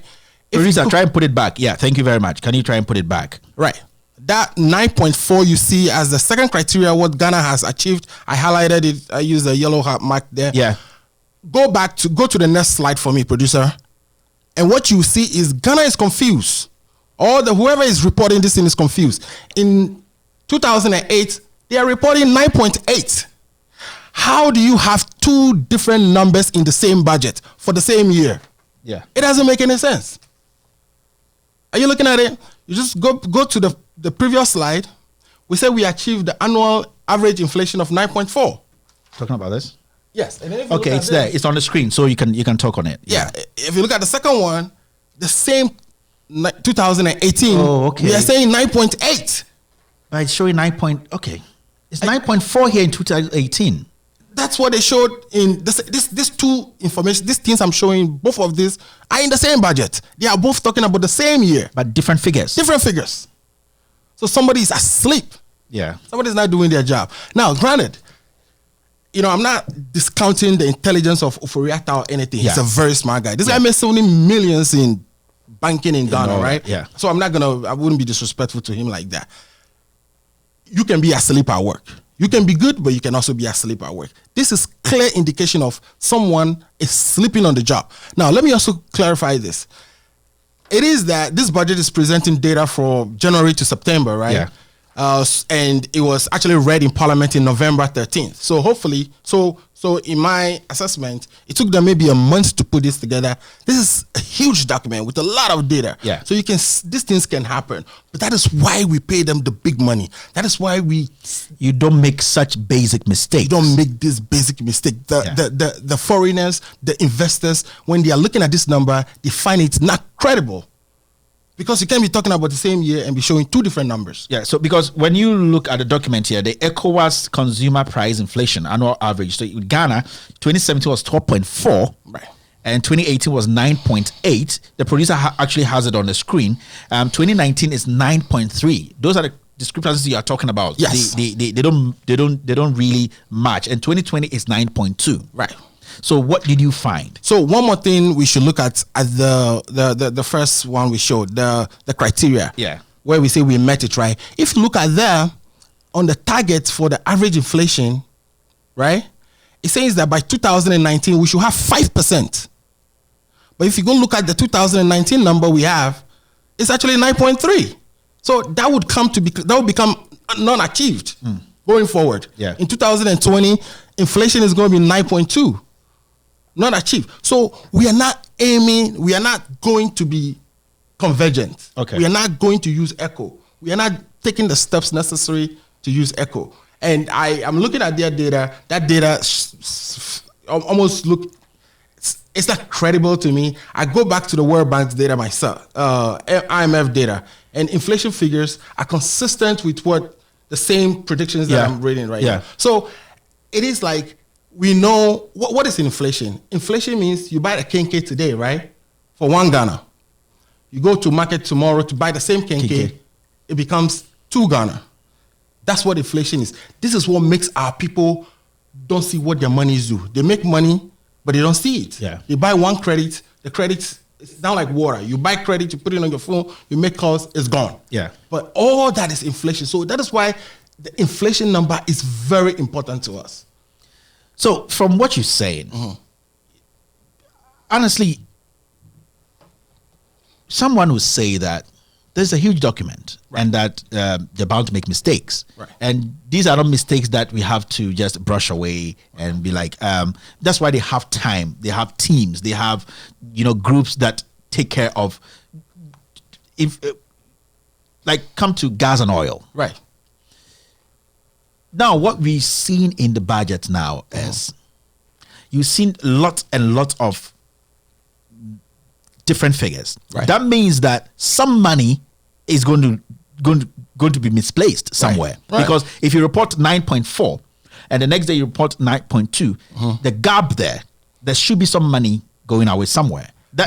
Are these the kind of things you saw? Do you have figures to prove that? I do have figures to prove some of what you just said. Now, some of these things can just be mistakes, right? Okay. So we are hoping that if it is a mistake, honestly, we want our government to work. Okay. We want the people who are listening. If anybody's listening and is working in the Ministry of Finance, this question should come up. Journalists, ask these questions when you demand reasonable answers. Demand answers that come from the surface of the document. We are not intercepting this. This is public-facing document. Yeah, anyone this is can go. Published, and anyone can look at this. Now, let me take you to a producer. If you can go to slide 7 for me. I want to walk through how funds flow in the petroleum resources that we have. When gas that money oil comes, how it flows, just to give the basics and kind of break it down for people to understand before we go into the numbers, and I can show you where there may be something, not correct. Yeah. So he has it on the screen now. Oh, he has it on the screen revenue now. flow. Yeah. Great. So whenever we get money from our petroleum resources, it goes into the Petroleum Holding Fund. The Petroleum Holding Fund is a temporary holding fund. All right. We distribute money from that Petroleum Holding Fund to GNPC, to the Ghana Petroleum Fund itself. Yeah. GNPC, because they have invested in order to get this petroleum wars, all our rigs and all the findings, to actually do the research. Okay. So that becomes money. It's not there. Of course, they borrowed money for this thing, so they have to pay. We have to pay it back. So that's why we pay them. So they are the first people we pay. GNPC has the first right. They dig their hand into the jar the first time. Whatever is left, and there are formulas to calculate how much goes to GNPC, how much goes to the Petroleum Fund. When we're done paying GNPC, so if you look at the GNPC, producer, can you put the diagram back? Yeah, we can go. It's back on. Right. So if we go back to so we pay GNPC and then we move to the Ghana Petroleum Fund itself, right? Yeah. Where we have so in the Ghana, whatever is left is put on the Ghana Petroleum Fund, then that gets divided into 3. The first person or the first institution that digs its hand into the Ghana Petroleum Fund is the Consolidated Fund. Okay. We call it the Annual Budget Funding Account or amount. ABFA. The ABFA. Yeah. That's the Consolidated Fund. The Consolidated Fund, the purpose of that fund is to support our budgets, right? When we have, so the president to go with priority items on the budget, like I want to do 1D, free 1F, SHS and all SHS, that. It all get paid from the Consolidated Fund. After that, what is left, which mostly, whatever is left, the 100% of what is left, 70% goes to the Ghana Stabilization Fund. Okay. The Stabilization Fund is a fund for instance, if petroleum prices, we thought it was going to be $60 per barrel, right? If it falls all the way to, let's say, $40 per barrel, our revenue is going to be impacted in big way. Time, yeah. So the monies we are saving in the Stabilization Fund, we use it to support the budget. Subsidize. In bad times. Okay. Subsidize the budget in bad times. Now, we also go into the, so there are a few things we do in the Stabilization Fund. We also go there sometimes, right? And even in this current budget, you will hear the Minister of Finance say he's capping the amount in the Stabilization Fund to 300 billion. He's going to cap it. That means anything that goes into the Stabilization Fund above that, he's going to use it to pay a loan, to pay down our debt, which is a good thing, right? Now, whatever is left after we put, if the Stabilization Fund gets 70%, the 30% that is left goes into the Heritage Fund. The Heritage Fund, the purpose of that fund is to save some money for our future. the day that we will not have the oil again. Yeah. Because the oil is going to run out. Definitely. At some point, right? When we don't have oil again, we can start using that money. Okay. So that money has restrictions. You can't use it for anything unless Parliament decides to. Only Parliament can declare that we can go into the Heritage Fund. This is what I wanted to tell you. Okay. And to all Ghanaians, we have a big debt problem. Big debt problem. We owe all the money that was taken in 2014, 2015 from the IMF. All that money is there. We've been taking money from the IMF since we started as a country. Since, yeah. And I can show you, I have things to show you, but of course we'll not be able to see on today's presentation. Yeah. That will tell you what is due on annual basis, semi-annual basis, all the way to 2035. Our future has been mortgaged to 2035, right? So we have all this money sitting. We have almost $1 trillion sitting in all between our stabilization fund and the Heritage Fund. If we really want to be aggressive, right? We can pay that. Here's why we should pay that. And I'm also going to come and tell you that we are not naive to do that. But if we really want to be aggressive, we should want to pay our loan, because you know what? What we spend on capital expenditure, right, dwarfs the interest payments we make on a yearly basis. What does that mean? The interest we pay on the loan, on just the monies that we own to other countries, it's about almost three times what we invest in infrastructure. So if you pay the loan, you remove the interest or you reduce the interest we pay, which means more money left in our pocket. Yeah. We are busy saving money for our future generations. Meanwhile, we are leaving them debt. That is the it doesn't square up, right? Yeah. But again, we are not naive. When you do that, the economy can collapse. You can't do that, right? Because you take everything out of it. That's what I'm saying, that we need a strategy of how we are going to pay down our debts. Because a country like us, blessed with resources, we shouldn't be having this problem. Everybody comes and buys things from it. We shouldn't be having this problem. Now, the reason I walk you through this is we are going to look at, in fact, how the budgets from the previous years, from 2018, 2019, actually what monies came in from our petroleum resources, how it was distributed, and if there's any discrepancy, I'm going to show you. Okay. So we can go to...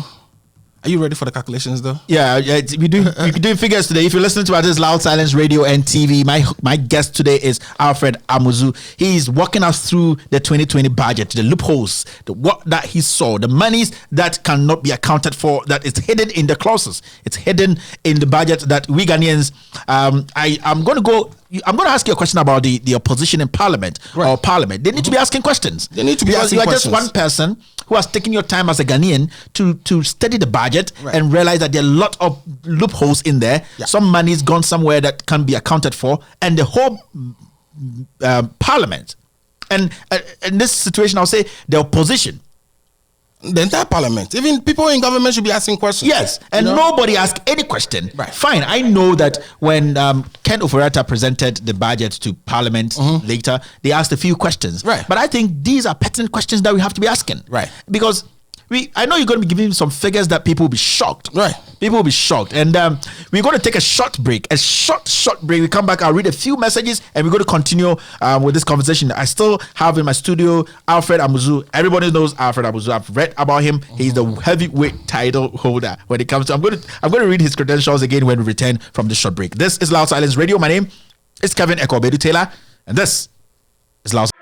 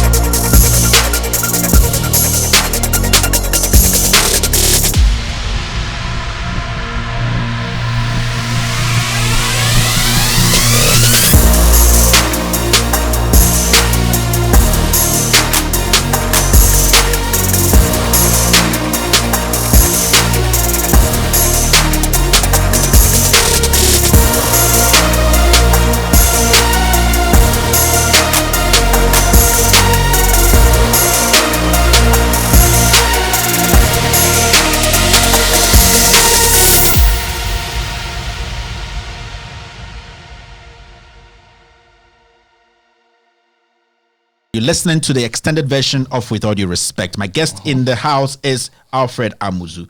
Alfred Amuzu is a CPA, CMA, CIA, CFE, CISA, and CISSP. He also holds an MBA in finance and economic valuation. He's also a highly sought after enterprise risk management expert. Mr. Amuzu worked with multiple.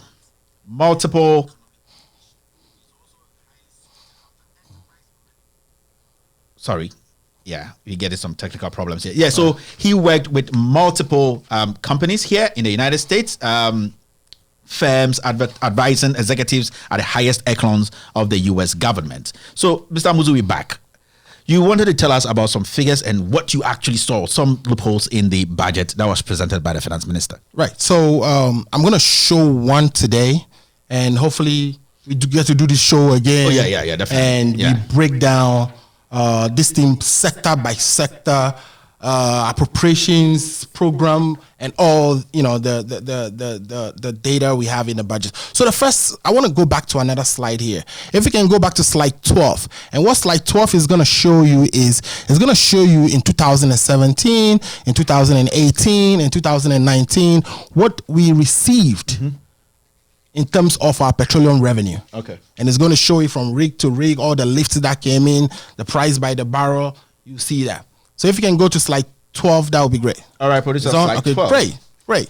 Yeah, it's on. You're on, yeah. All right, ladies and gentlemen, if you look under 2018, there's a number there that I want you to keep in your mind, right? It's 723, or in other words, let me actually pronounce the whole thing. Yeah. It's 723,549,248. Yeah. In dollars. Yeah. I'm not, in dollars. Everything is in USD. Talking about dollars instead of cities. All right.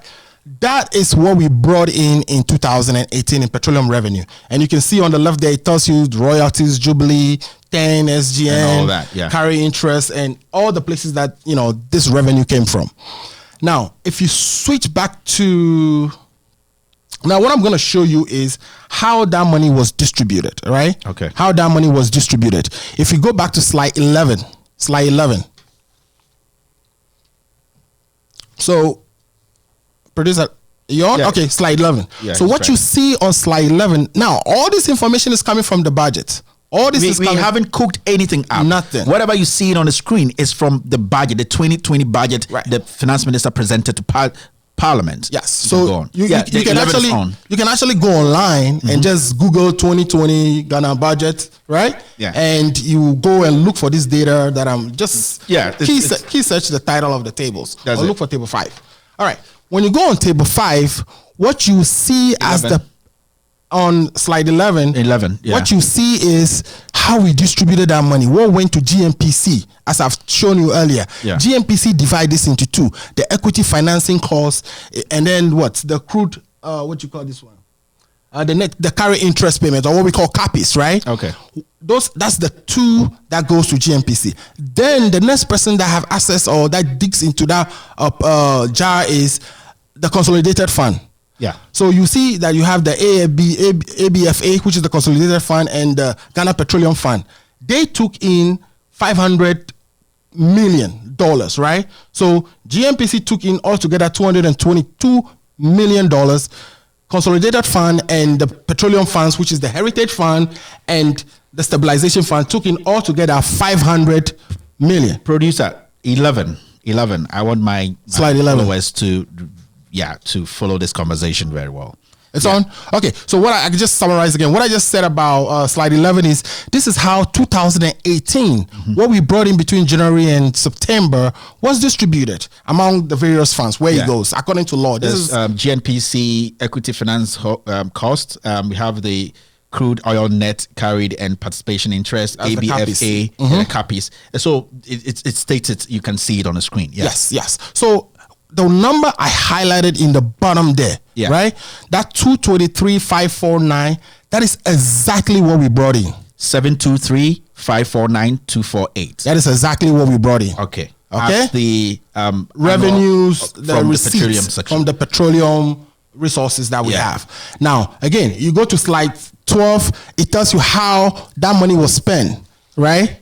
Okay. It tells you what we brought in. You go to slide 11, they tell you where we distributed that money to, okay? So what you see is we distributed exactly the amount we received. Exactly the amount we received in petroleum revenue. 723,549,248. And when you go on the receipt, the 2017 and the 2018, is 723,549,248. The same thing. Yeah. Great. So now let's come to the following year. Okay. 2019.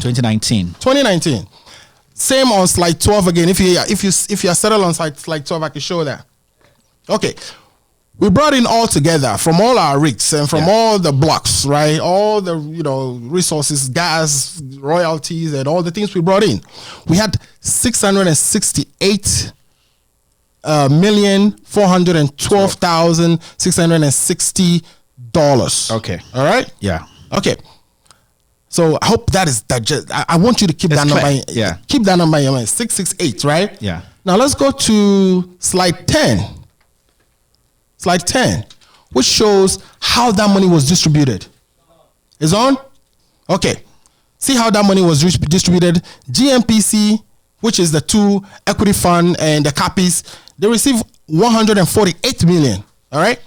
If you look at our consolidated fund and our Ghana Petroleum Fund, they received $415 million, right? Yeah. If you add the two together, they actually show you the total there. It's $563 million. Yes. There is a gap. There's a gap. It's a gap. It doesn't match what we received. Yeah. We received $666 million. We distributed $563 million. There's $104 million that is not disclosed on this budget. So where did $104 million go? So somebody's going to raise an issue with that. Yes, we want people to raise the issue with this. There are other things that the industry, the sector does. Right. They have social responsibilities, conferences, other responsibilities, and they take, so you call it miscellaneous. Right. I mean, I don't think we have 100 million miscellaneous. I don't think so. 104 million. But even that. Yeah. When we receive the money, like I showed you on the previous slide, it goes into the kind of the Petroleum Holding Fund, right? Yeah. Maybe one way is if they can show that $104 million sitting in the Petroleum Holding Fund. If it is not there, then somebody has explanation to do. I'm not saying money is missing. Sometimes it's just typo. People, they can go and correct these numbers. But it's a big figure, It's a big figure. Get it wrong. And this is the budget we put in front of people and ask them to analyze it. This is what we are reporting. And we are not saying anything in the budget of the whereabouts of our $104 million from our petroleum resources. So this is huge. This is $104 million. And viewers, Alfred is going to have his own show on Loud Silence Radio and TV. This is just prelims. When you were kids and you go to places to watch movies and say comedies. This is just the comedies. He's learned a lot. He's going to have his own show on Loud Silence Radio and TV from January. And he will be delving deep. He will be inviting guests who have knowledge about what he's talking about. He actually wants Ghanaians to understand that there's a lot to talk about. There's a lot. And that he will be, in fact, telling us more on his show. His show, I'll be talking to you about it before he leaves. Before, we just want to read a few messages, and then we can, as we speak now, 104 million. Before you read a message, right, I don't want to clarify something very quickly. I'm not saying we should pay down all our debts immediately. That would be naive. Yeah. I mentioned that. Yeah. It's not like we're paying our debts all, but now, I'm saying if we want to be aggressive, of course, if we do that, it will put us at some risk, right? Yeah. But at the same time, every individual, if you're going to go borrow money, they ask you, how much do you already owe? Yeah. What assets do you have?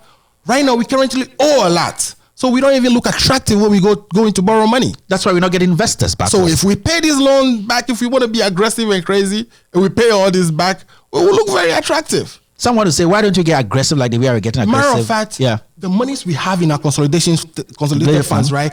They are put here in the Federal Reserve Bank of New York. Why? And New York invests, and they invested into other countries that have better credit rating. Yeah, I'm not a financial expert here, but why should we send our money to the US? Well, it builds better. Yeah, and you make much profit. Right. I mean, the financial system is such that New York is pretty much Yeah, like the headquarters of where the action is. If you want to actually have your fund properly managed and do well, you have to be in New York. All right, so that there's no problem with that. The question is, we use that fund to invest in other countries that have a better credit rating. We are not fighting to get a better credit rating ourselves. Yeah, are you with me? That's also another thing we have to talk about. So some messages coming in, lots and lots of messages. We have 500 and over people on YouTube watching us live. This is Loud Silence Radio and TV network. This is unprecedented.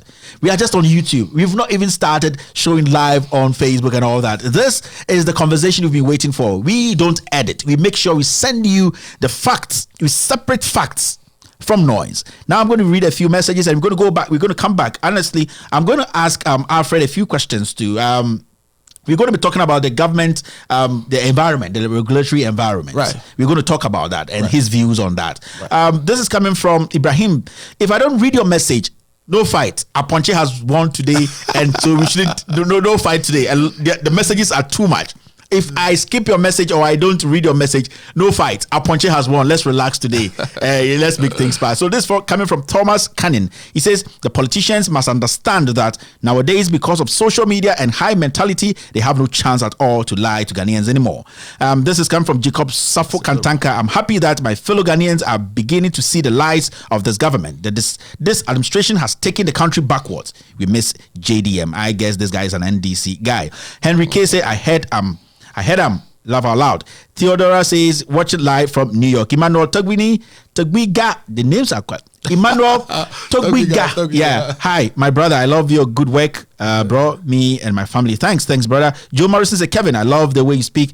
I'm not British. I'm Ghanaian, and sometimes I keep telling people, don't listen to the English. Listen to the content. Yeah. It's very, very important. Right. I've seen people who say they are so-called intellectuals and they come to my page and they're like, yeah, you can't speak English well, so you're not making. I'm like, no, it shows how ignorant you are. It's about the message. It's not about the English. I'm a Ghanaian. I was born, bred Ghanaian who understands tree, understands my ever language, but I try to speak the English. So if I don't get it right, I don't think a Chinese man not being able to speak English is a defect. They are prospering. They are going for it. So Ghanaians, we should calm down and put ourselves together and understand that English, knowing how to speak English, we've seen it. We've seen politicians who have come with big grammar and they are not delivering. Let's go on. Joe Morrison says, Kevin, you are a truly amazing guy doing a great job. Thank you, Joe. Joe Fekwe says, Kevin, please, what party should we choose to rule Ghana, because I am disappointed in both NDC and NPP? Honorable Aponche will be on my show. He will tell us. Emmanuel Towiga, I've read his message. Andrew Boache Park, he says a study shows that taller people tend to have an high IQ than short. I don't want to go in there. Quincy Tiger say great stuff, bro. Lots and lots of messages coming in, but we need to make time and say, Kevin, this comes Joe Morris. Kevin, how I wish Abeku Santana should be your assistant. Oh, goodness, Lord. Suleiman Osman, hi, Kevin. And Sule, I'm watching live in Parma, Italy. May Allah richly bless you. So I'm going to go. So this is coming from, man, I wish. Yeah, if you're still listening to Loud Silence Radio, people are listening from Algeria. I like your guest. He's speaking the issues, and these are the kind of things we want to hear. Thank you. Yeah, NPP is worse than Ghana. This is a lying president. Kojo Oponkroma is a liar. Good work, bro. You guys are doing very good. Shafiq Suleiman, good afternoon, Kevin, and good listeners. So, Kevin, you are doing a great job. You know, I want you guys to comment on the discussion we're having now. It's very important. Very, very important.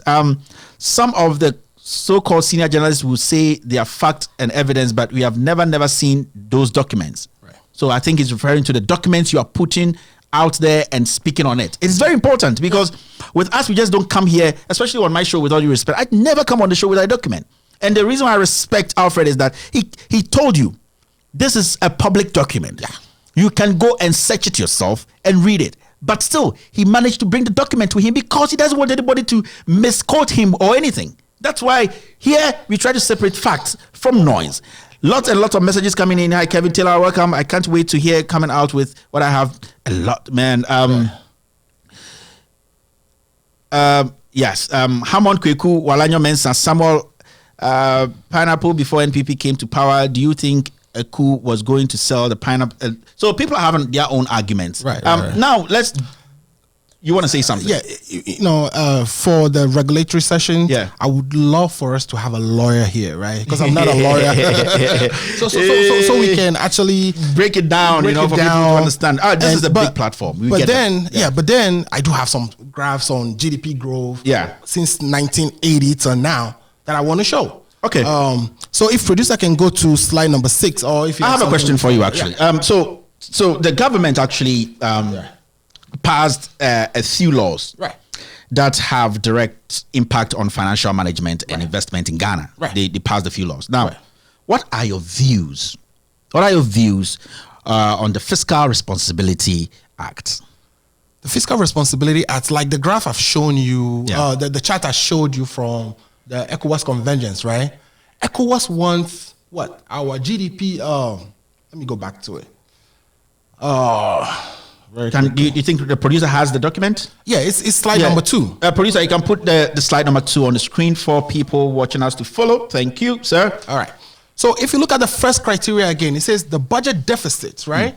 The budget deficits, including grants and commitment, should be, when you divide that by GDP, should be 3% or less. Okay.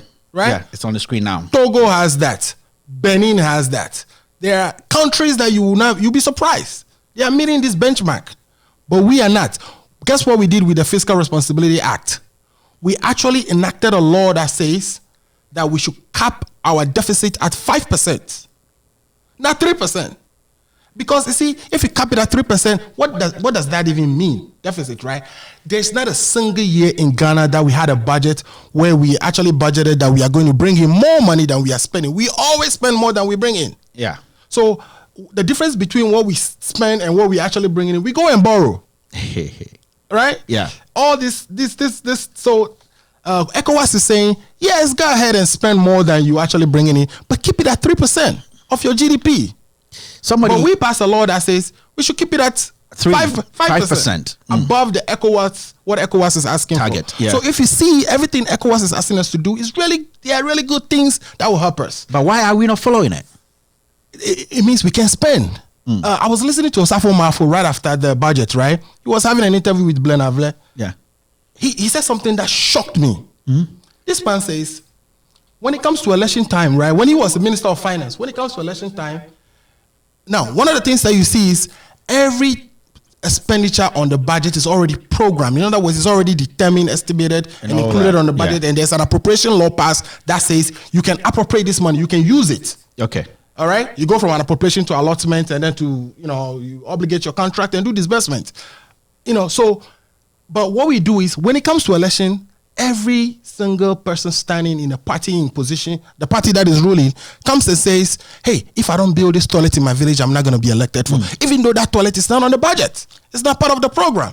Okay. So you see, this election year, we should be looking at the budget again next year and see all the things that would happen that are not on the budget. This is outright violation of our law. If any minister or executive in our government who is trying to be elected is asking for us to violate our appropriation laws,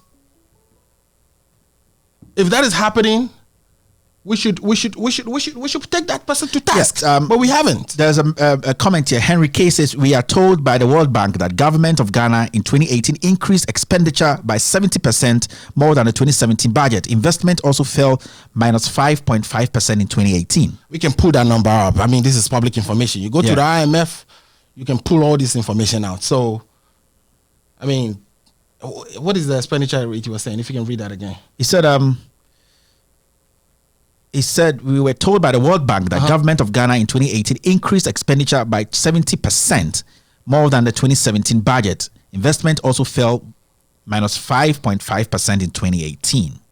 So that says argument now. Right. I mean, I could put that information and we'll talk about it. But okay, let me show you this graph real quick, right? If you can look at slide 6 for me, please. Slide 6. There's something in there I want to show, and I don't want to get off that topic, but I'll pull down the World Bank information for you in a minute. Are you on slide 6 for me? Great.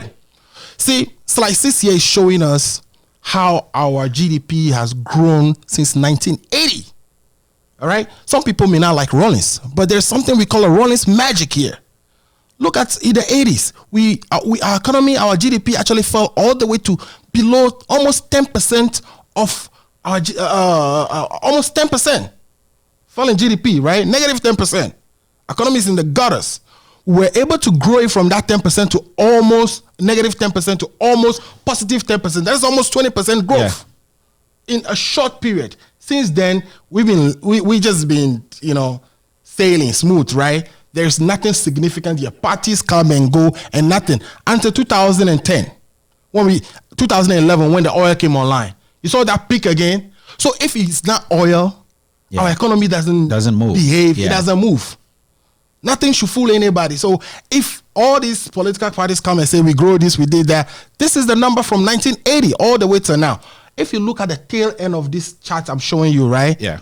It's telling us that we're going to go down after 2020. In fact, the predictions is that our growth at 7% is going to reduce to about 4.9% averaging all the way to 2023. So the current government, if they come to you asking for you to vote for them, the questions you should be asking is, what would you do to grow the economy? Yeah. Beyond the 4.9% we are predicting. What would you do to grow the economy? What would NDC do to grow the economy? We want to ask these questions. These are the questions we need to be asking them. Don't just sit at home and say you are not going to vote. All right? The election happened today. I think people should vote. We should all take interest in how our countries are managed. Yeah. We want to drink cocoa from the guy who just won. But see, we got to be serious if we want to build our country. Yeah. And so people should ask this question. The reason I've decided to do this and use what I've learned over the years, to educate people is we want to present this data in a way that the average person can consume it. That's it. If the budget can be intimidating, but something like this, I hope helps people understand how our economy works, where our petroleum money is going. And things like that. So you listen to Loud Silence Radio. My name is Kevin Ekobedu Taylor. This is the extended version or the extended edition of With All Due Respect. If you've been following With All Due Respect on Facebook, we expand the conversation, we bring it on radio, and then we try to make people who have knowledge about that particular topic to come and explain things. We call people because on Facebook we don't have time to do that. It's just me talking. So we come here and then we throw the facts out for people to also make their own submissions. Today, in my midst is Alfred Amuzu. He's been talking a lot on the budget. There's one thing you people should know, our followers or listeners.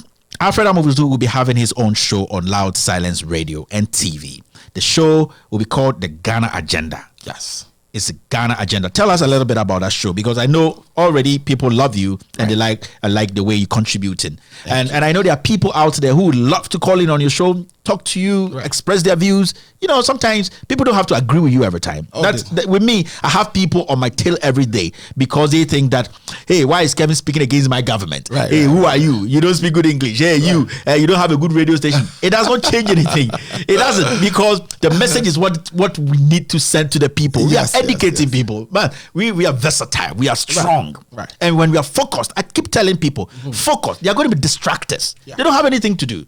You know, they don't want to help anybody. They don't want to build and be like, oh, you are doing this. Let's help you build it. They are distracted because they are hurt in their heart. You see, and people like you are energetic. You are ready to help your country. You are the kind of people. I'm not saying you have all the knowledge. No, I don't.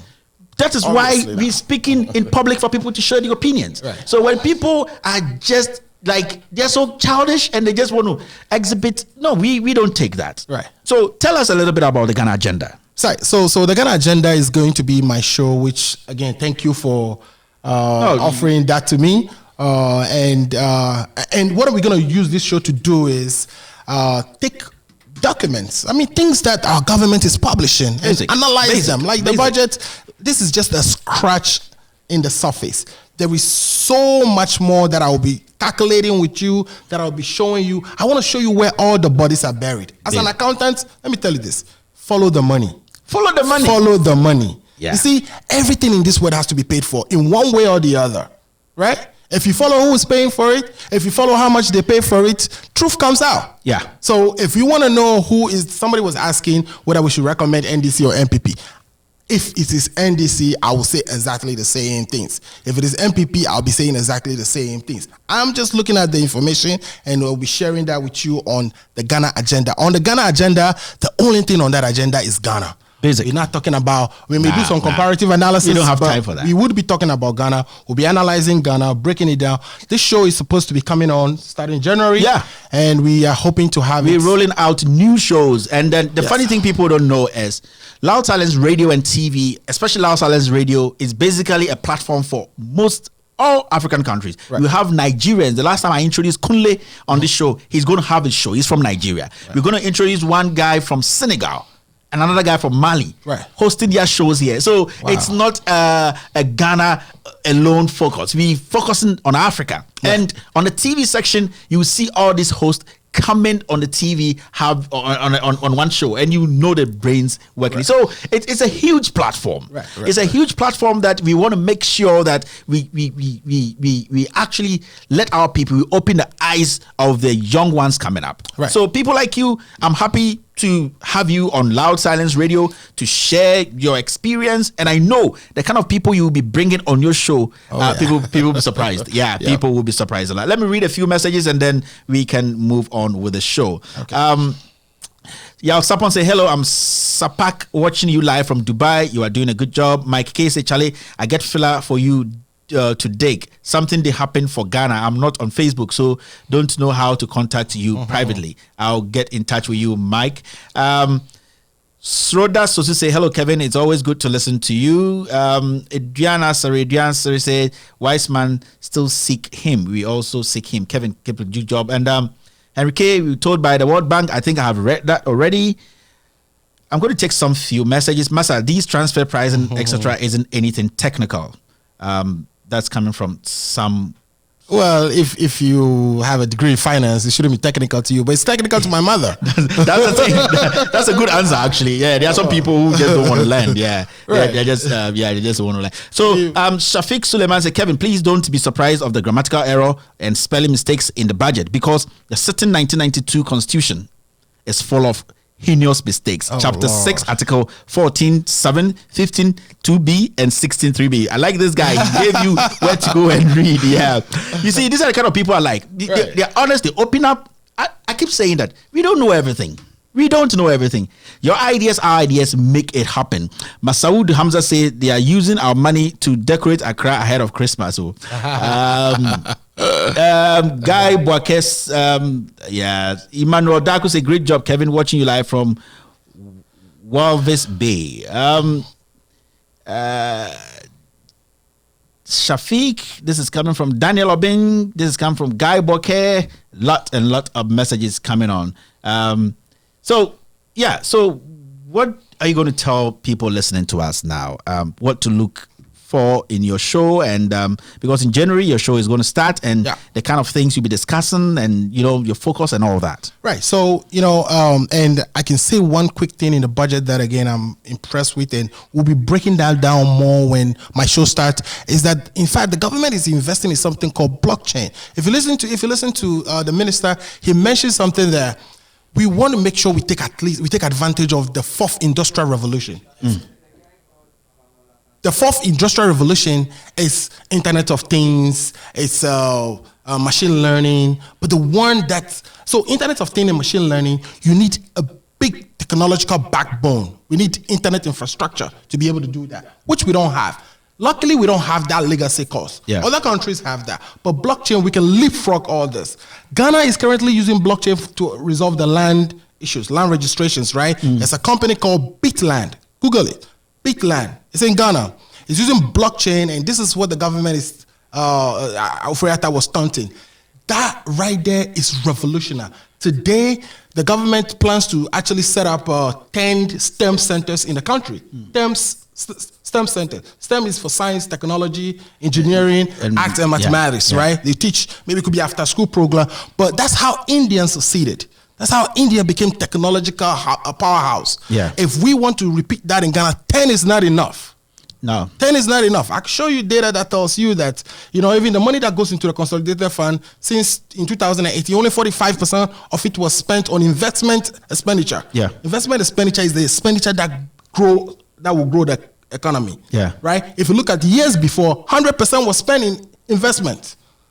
So we have to do more than 10 steps. We have to accelerate the Bitline organizations that is doing the land registration for us. Blockchain can be used for so many other things. If you go to healthcare today, what is happening is when you go for a service at the hospital, it takes almost a year and more before the hospitals get paid or the doctors get paid. We can simplify that with blockchain. So there are so many applications of blockchain. These are some of the things we'll be talking about. The first industrial revolution was when, the world moved from using hoes to plow the land to using machines, right? The second industrial revolution was when industries actually sprung up, where, big companies were built to manufacture things. The third one was about the internet. The fourth one, blockchain. Internet Very of important, things. yeah. Very important. And we can miss this one. If we miss this one, we will be borrowing money from the IMF. We will go HIPIC again. I beg, on your show, try and talk about the dollar and the cedi.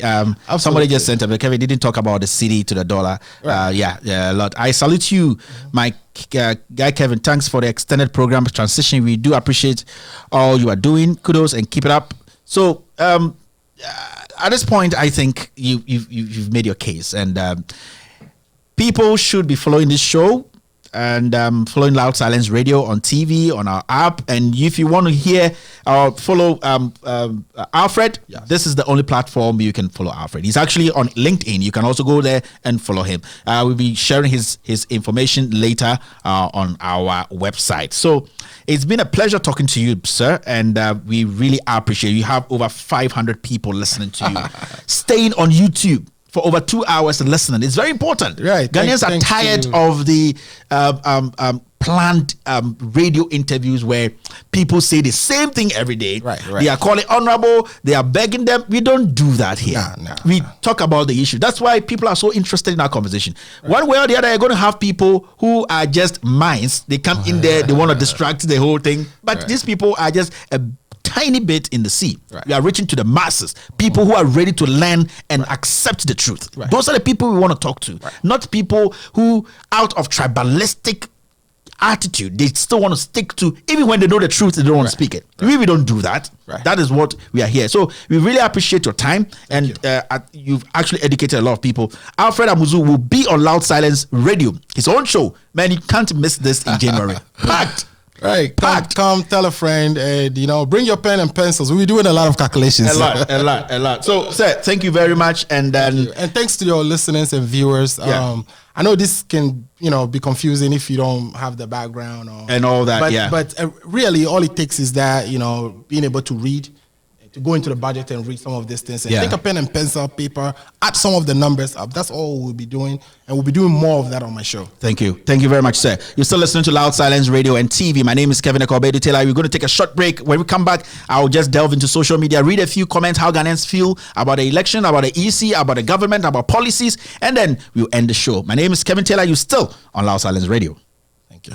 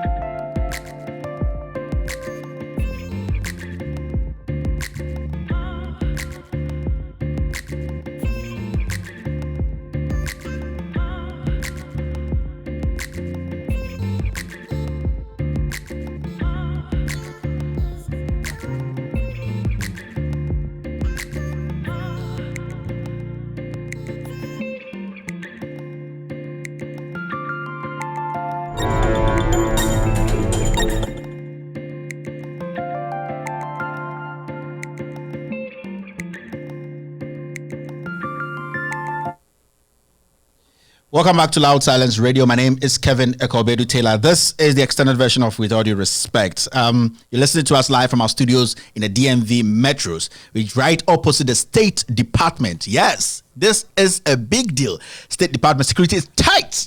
Very, very tight. You can listen to us live on YouTube. You can go on YouTube, subscribe, and the name is Loud Silence Radio and TV Network. Loud Silence Radio and TV Network. Just go there, subscribe. Anytime we are on live, you're going to get a notification. Then you can join the discussion. You can also follow us on Facebook, With All Due Respect, or Loud Silence TV and Radio Network. You can also download our app. Our app is solid. You know, go to the App Store. If you're using an Android, it's compatible with Android and iOS. You can just go there and download Loud Silence Radio, and then you get to listen to our radio 24/7. I'm about to close the show, but I'm never going to finish the show without mentioning Aponche. Now I can confirm that Aponche has won his election. Honorable Aponche has won the election. On a lighter note, if Chairman Wuntumi can be a regional chairman of the NPP, then what stopped Aponche from winning the election, being an assemblyman? So I'm happy for Aponche, and I will say that God bless you, Aponche. You fought so hard. 4 years ago, you did your best. Now you've seen the light. This is what we need. We need to be forcing the people to understand our message. We need to be fighting for our people. I got a lot of messages here, and then I told you I wanted to jump quickly on social media and see what people are writing, how they feel about the election going on and all that. This is coming from Elekem Komi Kotoko. He says, so Jane Mensah has the courage to ask Parliament to approve 444 million Ghana cedis for her to use in compiling a new register. This EC boss, you can talk about her over and over. You see, today's election has been so poor, and we are going to discuss that. Very, very poor. Some places, materials didn't even reach. Some places, lots of people didn't even see their name in the register. This woman is not competent. This woman was cooked for us. This woman in 2020 is going to cause a lot of problems, and we have to come out, speak to power. Let them understand that if she can't take care of business, she should walk out. This is our elections. This is the Electoral Commission. We are not kidding here. We are serious as a nation, and we can't bring any half-baked person to come sit and make fundamental mistakes. Today, I don't want to pour more fire, but I want to tell Jane Bloku Alote-Mensah that Ghana, we are not ready for war. Ghana, we are not ready to be destabilized. This country, we have held it so strong to this point, and we are not going to allow any woman, any incompetent woman to come in there and disrupt us. We are ready. We are serious about whatever we are doing. If she can't do the job, she should walk out. She should walk out. I keep saying that the standard Charlotte said this lady cannot, and it's my opinion. You can take it or leave it. These basic elections, and you can't handle it. And you want 445 something million for new register. This same woman told us that yes, the register is credible but overstretched. What does that mean? I'm not an Englishman. She has to come back and explain to her. And the journalist in Ghana just let her walk away by stating the register is credible, but it is overstretched. What do you mean by that? Overstretched to what? Is it what is that? She has no reason for what she's doing. She's being pushed by some people to make sure that she rigs this election. And I'll say it. I'm not scared. We have lived in Ghana and we know how elections are conducted. You know, so we are not supposed to allow these things to happen. When you go on social media, Ahmed Kishi Rufai says, in a country where a borehole is drilled for citizens and the fanfare is worth more than the borehole, your country is dashed up. When you go on Ghana Web, you see secret memo exposes Ken Oforiatta over GN Bank closure. Ken Oforiatta is doing a lot. It's too much. Now it is coming out. Documents are out that the closure of GN Bank was orchestrated again by Ken Oforiatta, who is the cousin of the president. This is serious stuff, man. This is serious stuff. Pakwesi Ndim has worked his ass up to get to this level. How can people cook things up and shut this man down? These conversations we'll be having in the weeks to come, and we'll be breaking things down for people to know. Hunter TV on Facebook shared 48,000 security personnel stranded over special voting. That's what Ghana has become today. Alfred Ogbami said government seems to be backing off its second increase in petroleum prices this December with a directive to the MPA to withdraw the upward adjustment. Thanks, COPEC. You see, petrol prices are up, cement prices are up, food prices are up. Nobody is talking about it in Ghana. The media is quiet. Where are the senior journalists? The so-called Kwame Sefakan, Kweku Baku, the rest, Asempa FM. Why are you guys not yelling? So-called Vim lady, why are you people not yelling today? You yelled in 2014. You split all your legs up in the air. You tore your shirt. You made Ghana know that under John Dramani Mahama, fuel prices were killing the people. Why are we not doing the same in Ghana today? Because the president today is one of us. Our enemy's enemy is president today. My fellow Ghanaians, these are the facts.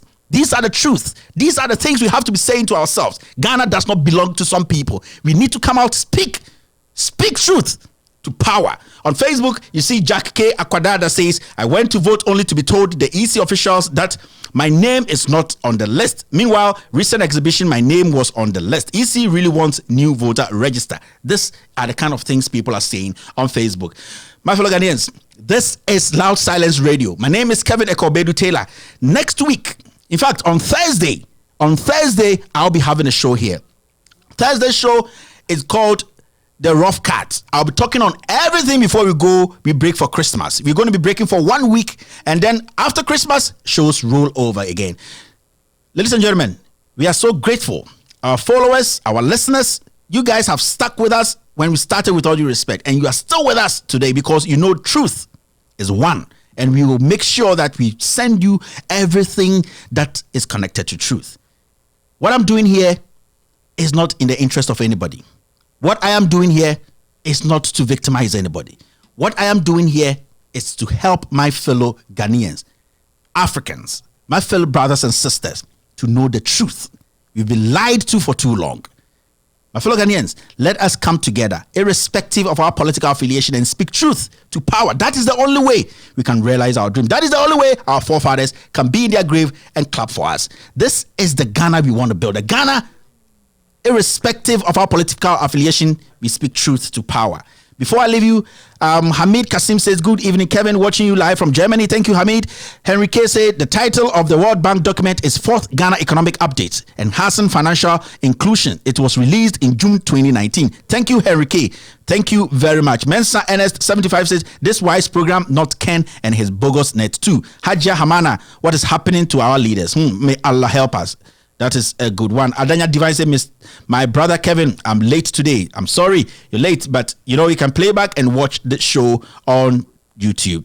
Nto Kofi said, good work watching you from France. Henry K says, just Google and download the PDF. Wime Classic says, even your station looks better than all painted radio stations in Ghana with colors. This is funny. Truth Teller said, Nigerians make $18.5 billion in the current year from crude oil and gas. Ghana made $668 minus $104 million in current year. Shame on Ghana. Ampoma Glover says, good English has nothing with professionalism. Continue your good work for your people. Thank you very much, Ampoma Glover. NYB Sari says, it is time we make informed choices instead of being sycophantic and anthrocentric. Bravo. Honorable Punching one. Benjamin Ajinlai said, good job. Estelle, I'm late today. Well done, Kevin. Barry Buxton says, Loud Silence Radio is live in the heart of New York. Thank you, people in New York, from the Bronx all the way to Queens. I've lived in New York for 5 years, and I love New York. I love the Bronx, and I love Queens, even though I never lived in the Bronx. But I love the people in the Bronx because they are my people. Hamid Kassan said, watching you live from Germany. May Allah bless you. Kofi Asamoah, Amuzu didn't talk about the cedi depreciation against the dollar. Amuzu is going to talk about the cedi, the economy, when his show starts in January. He's going to delve deep and talk about the issues. Halidu say the problem is how most of the Ghanaians will understand the message and stop personality voting. Yao Sapon, hello Kevin, you didn't talk about cedi to dollar.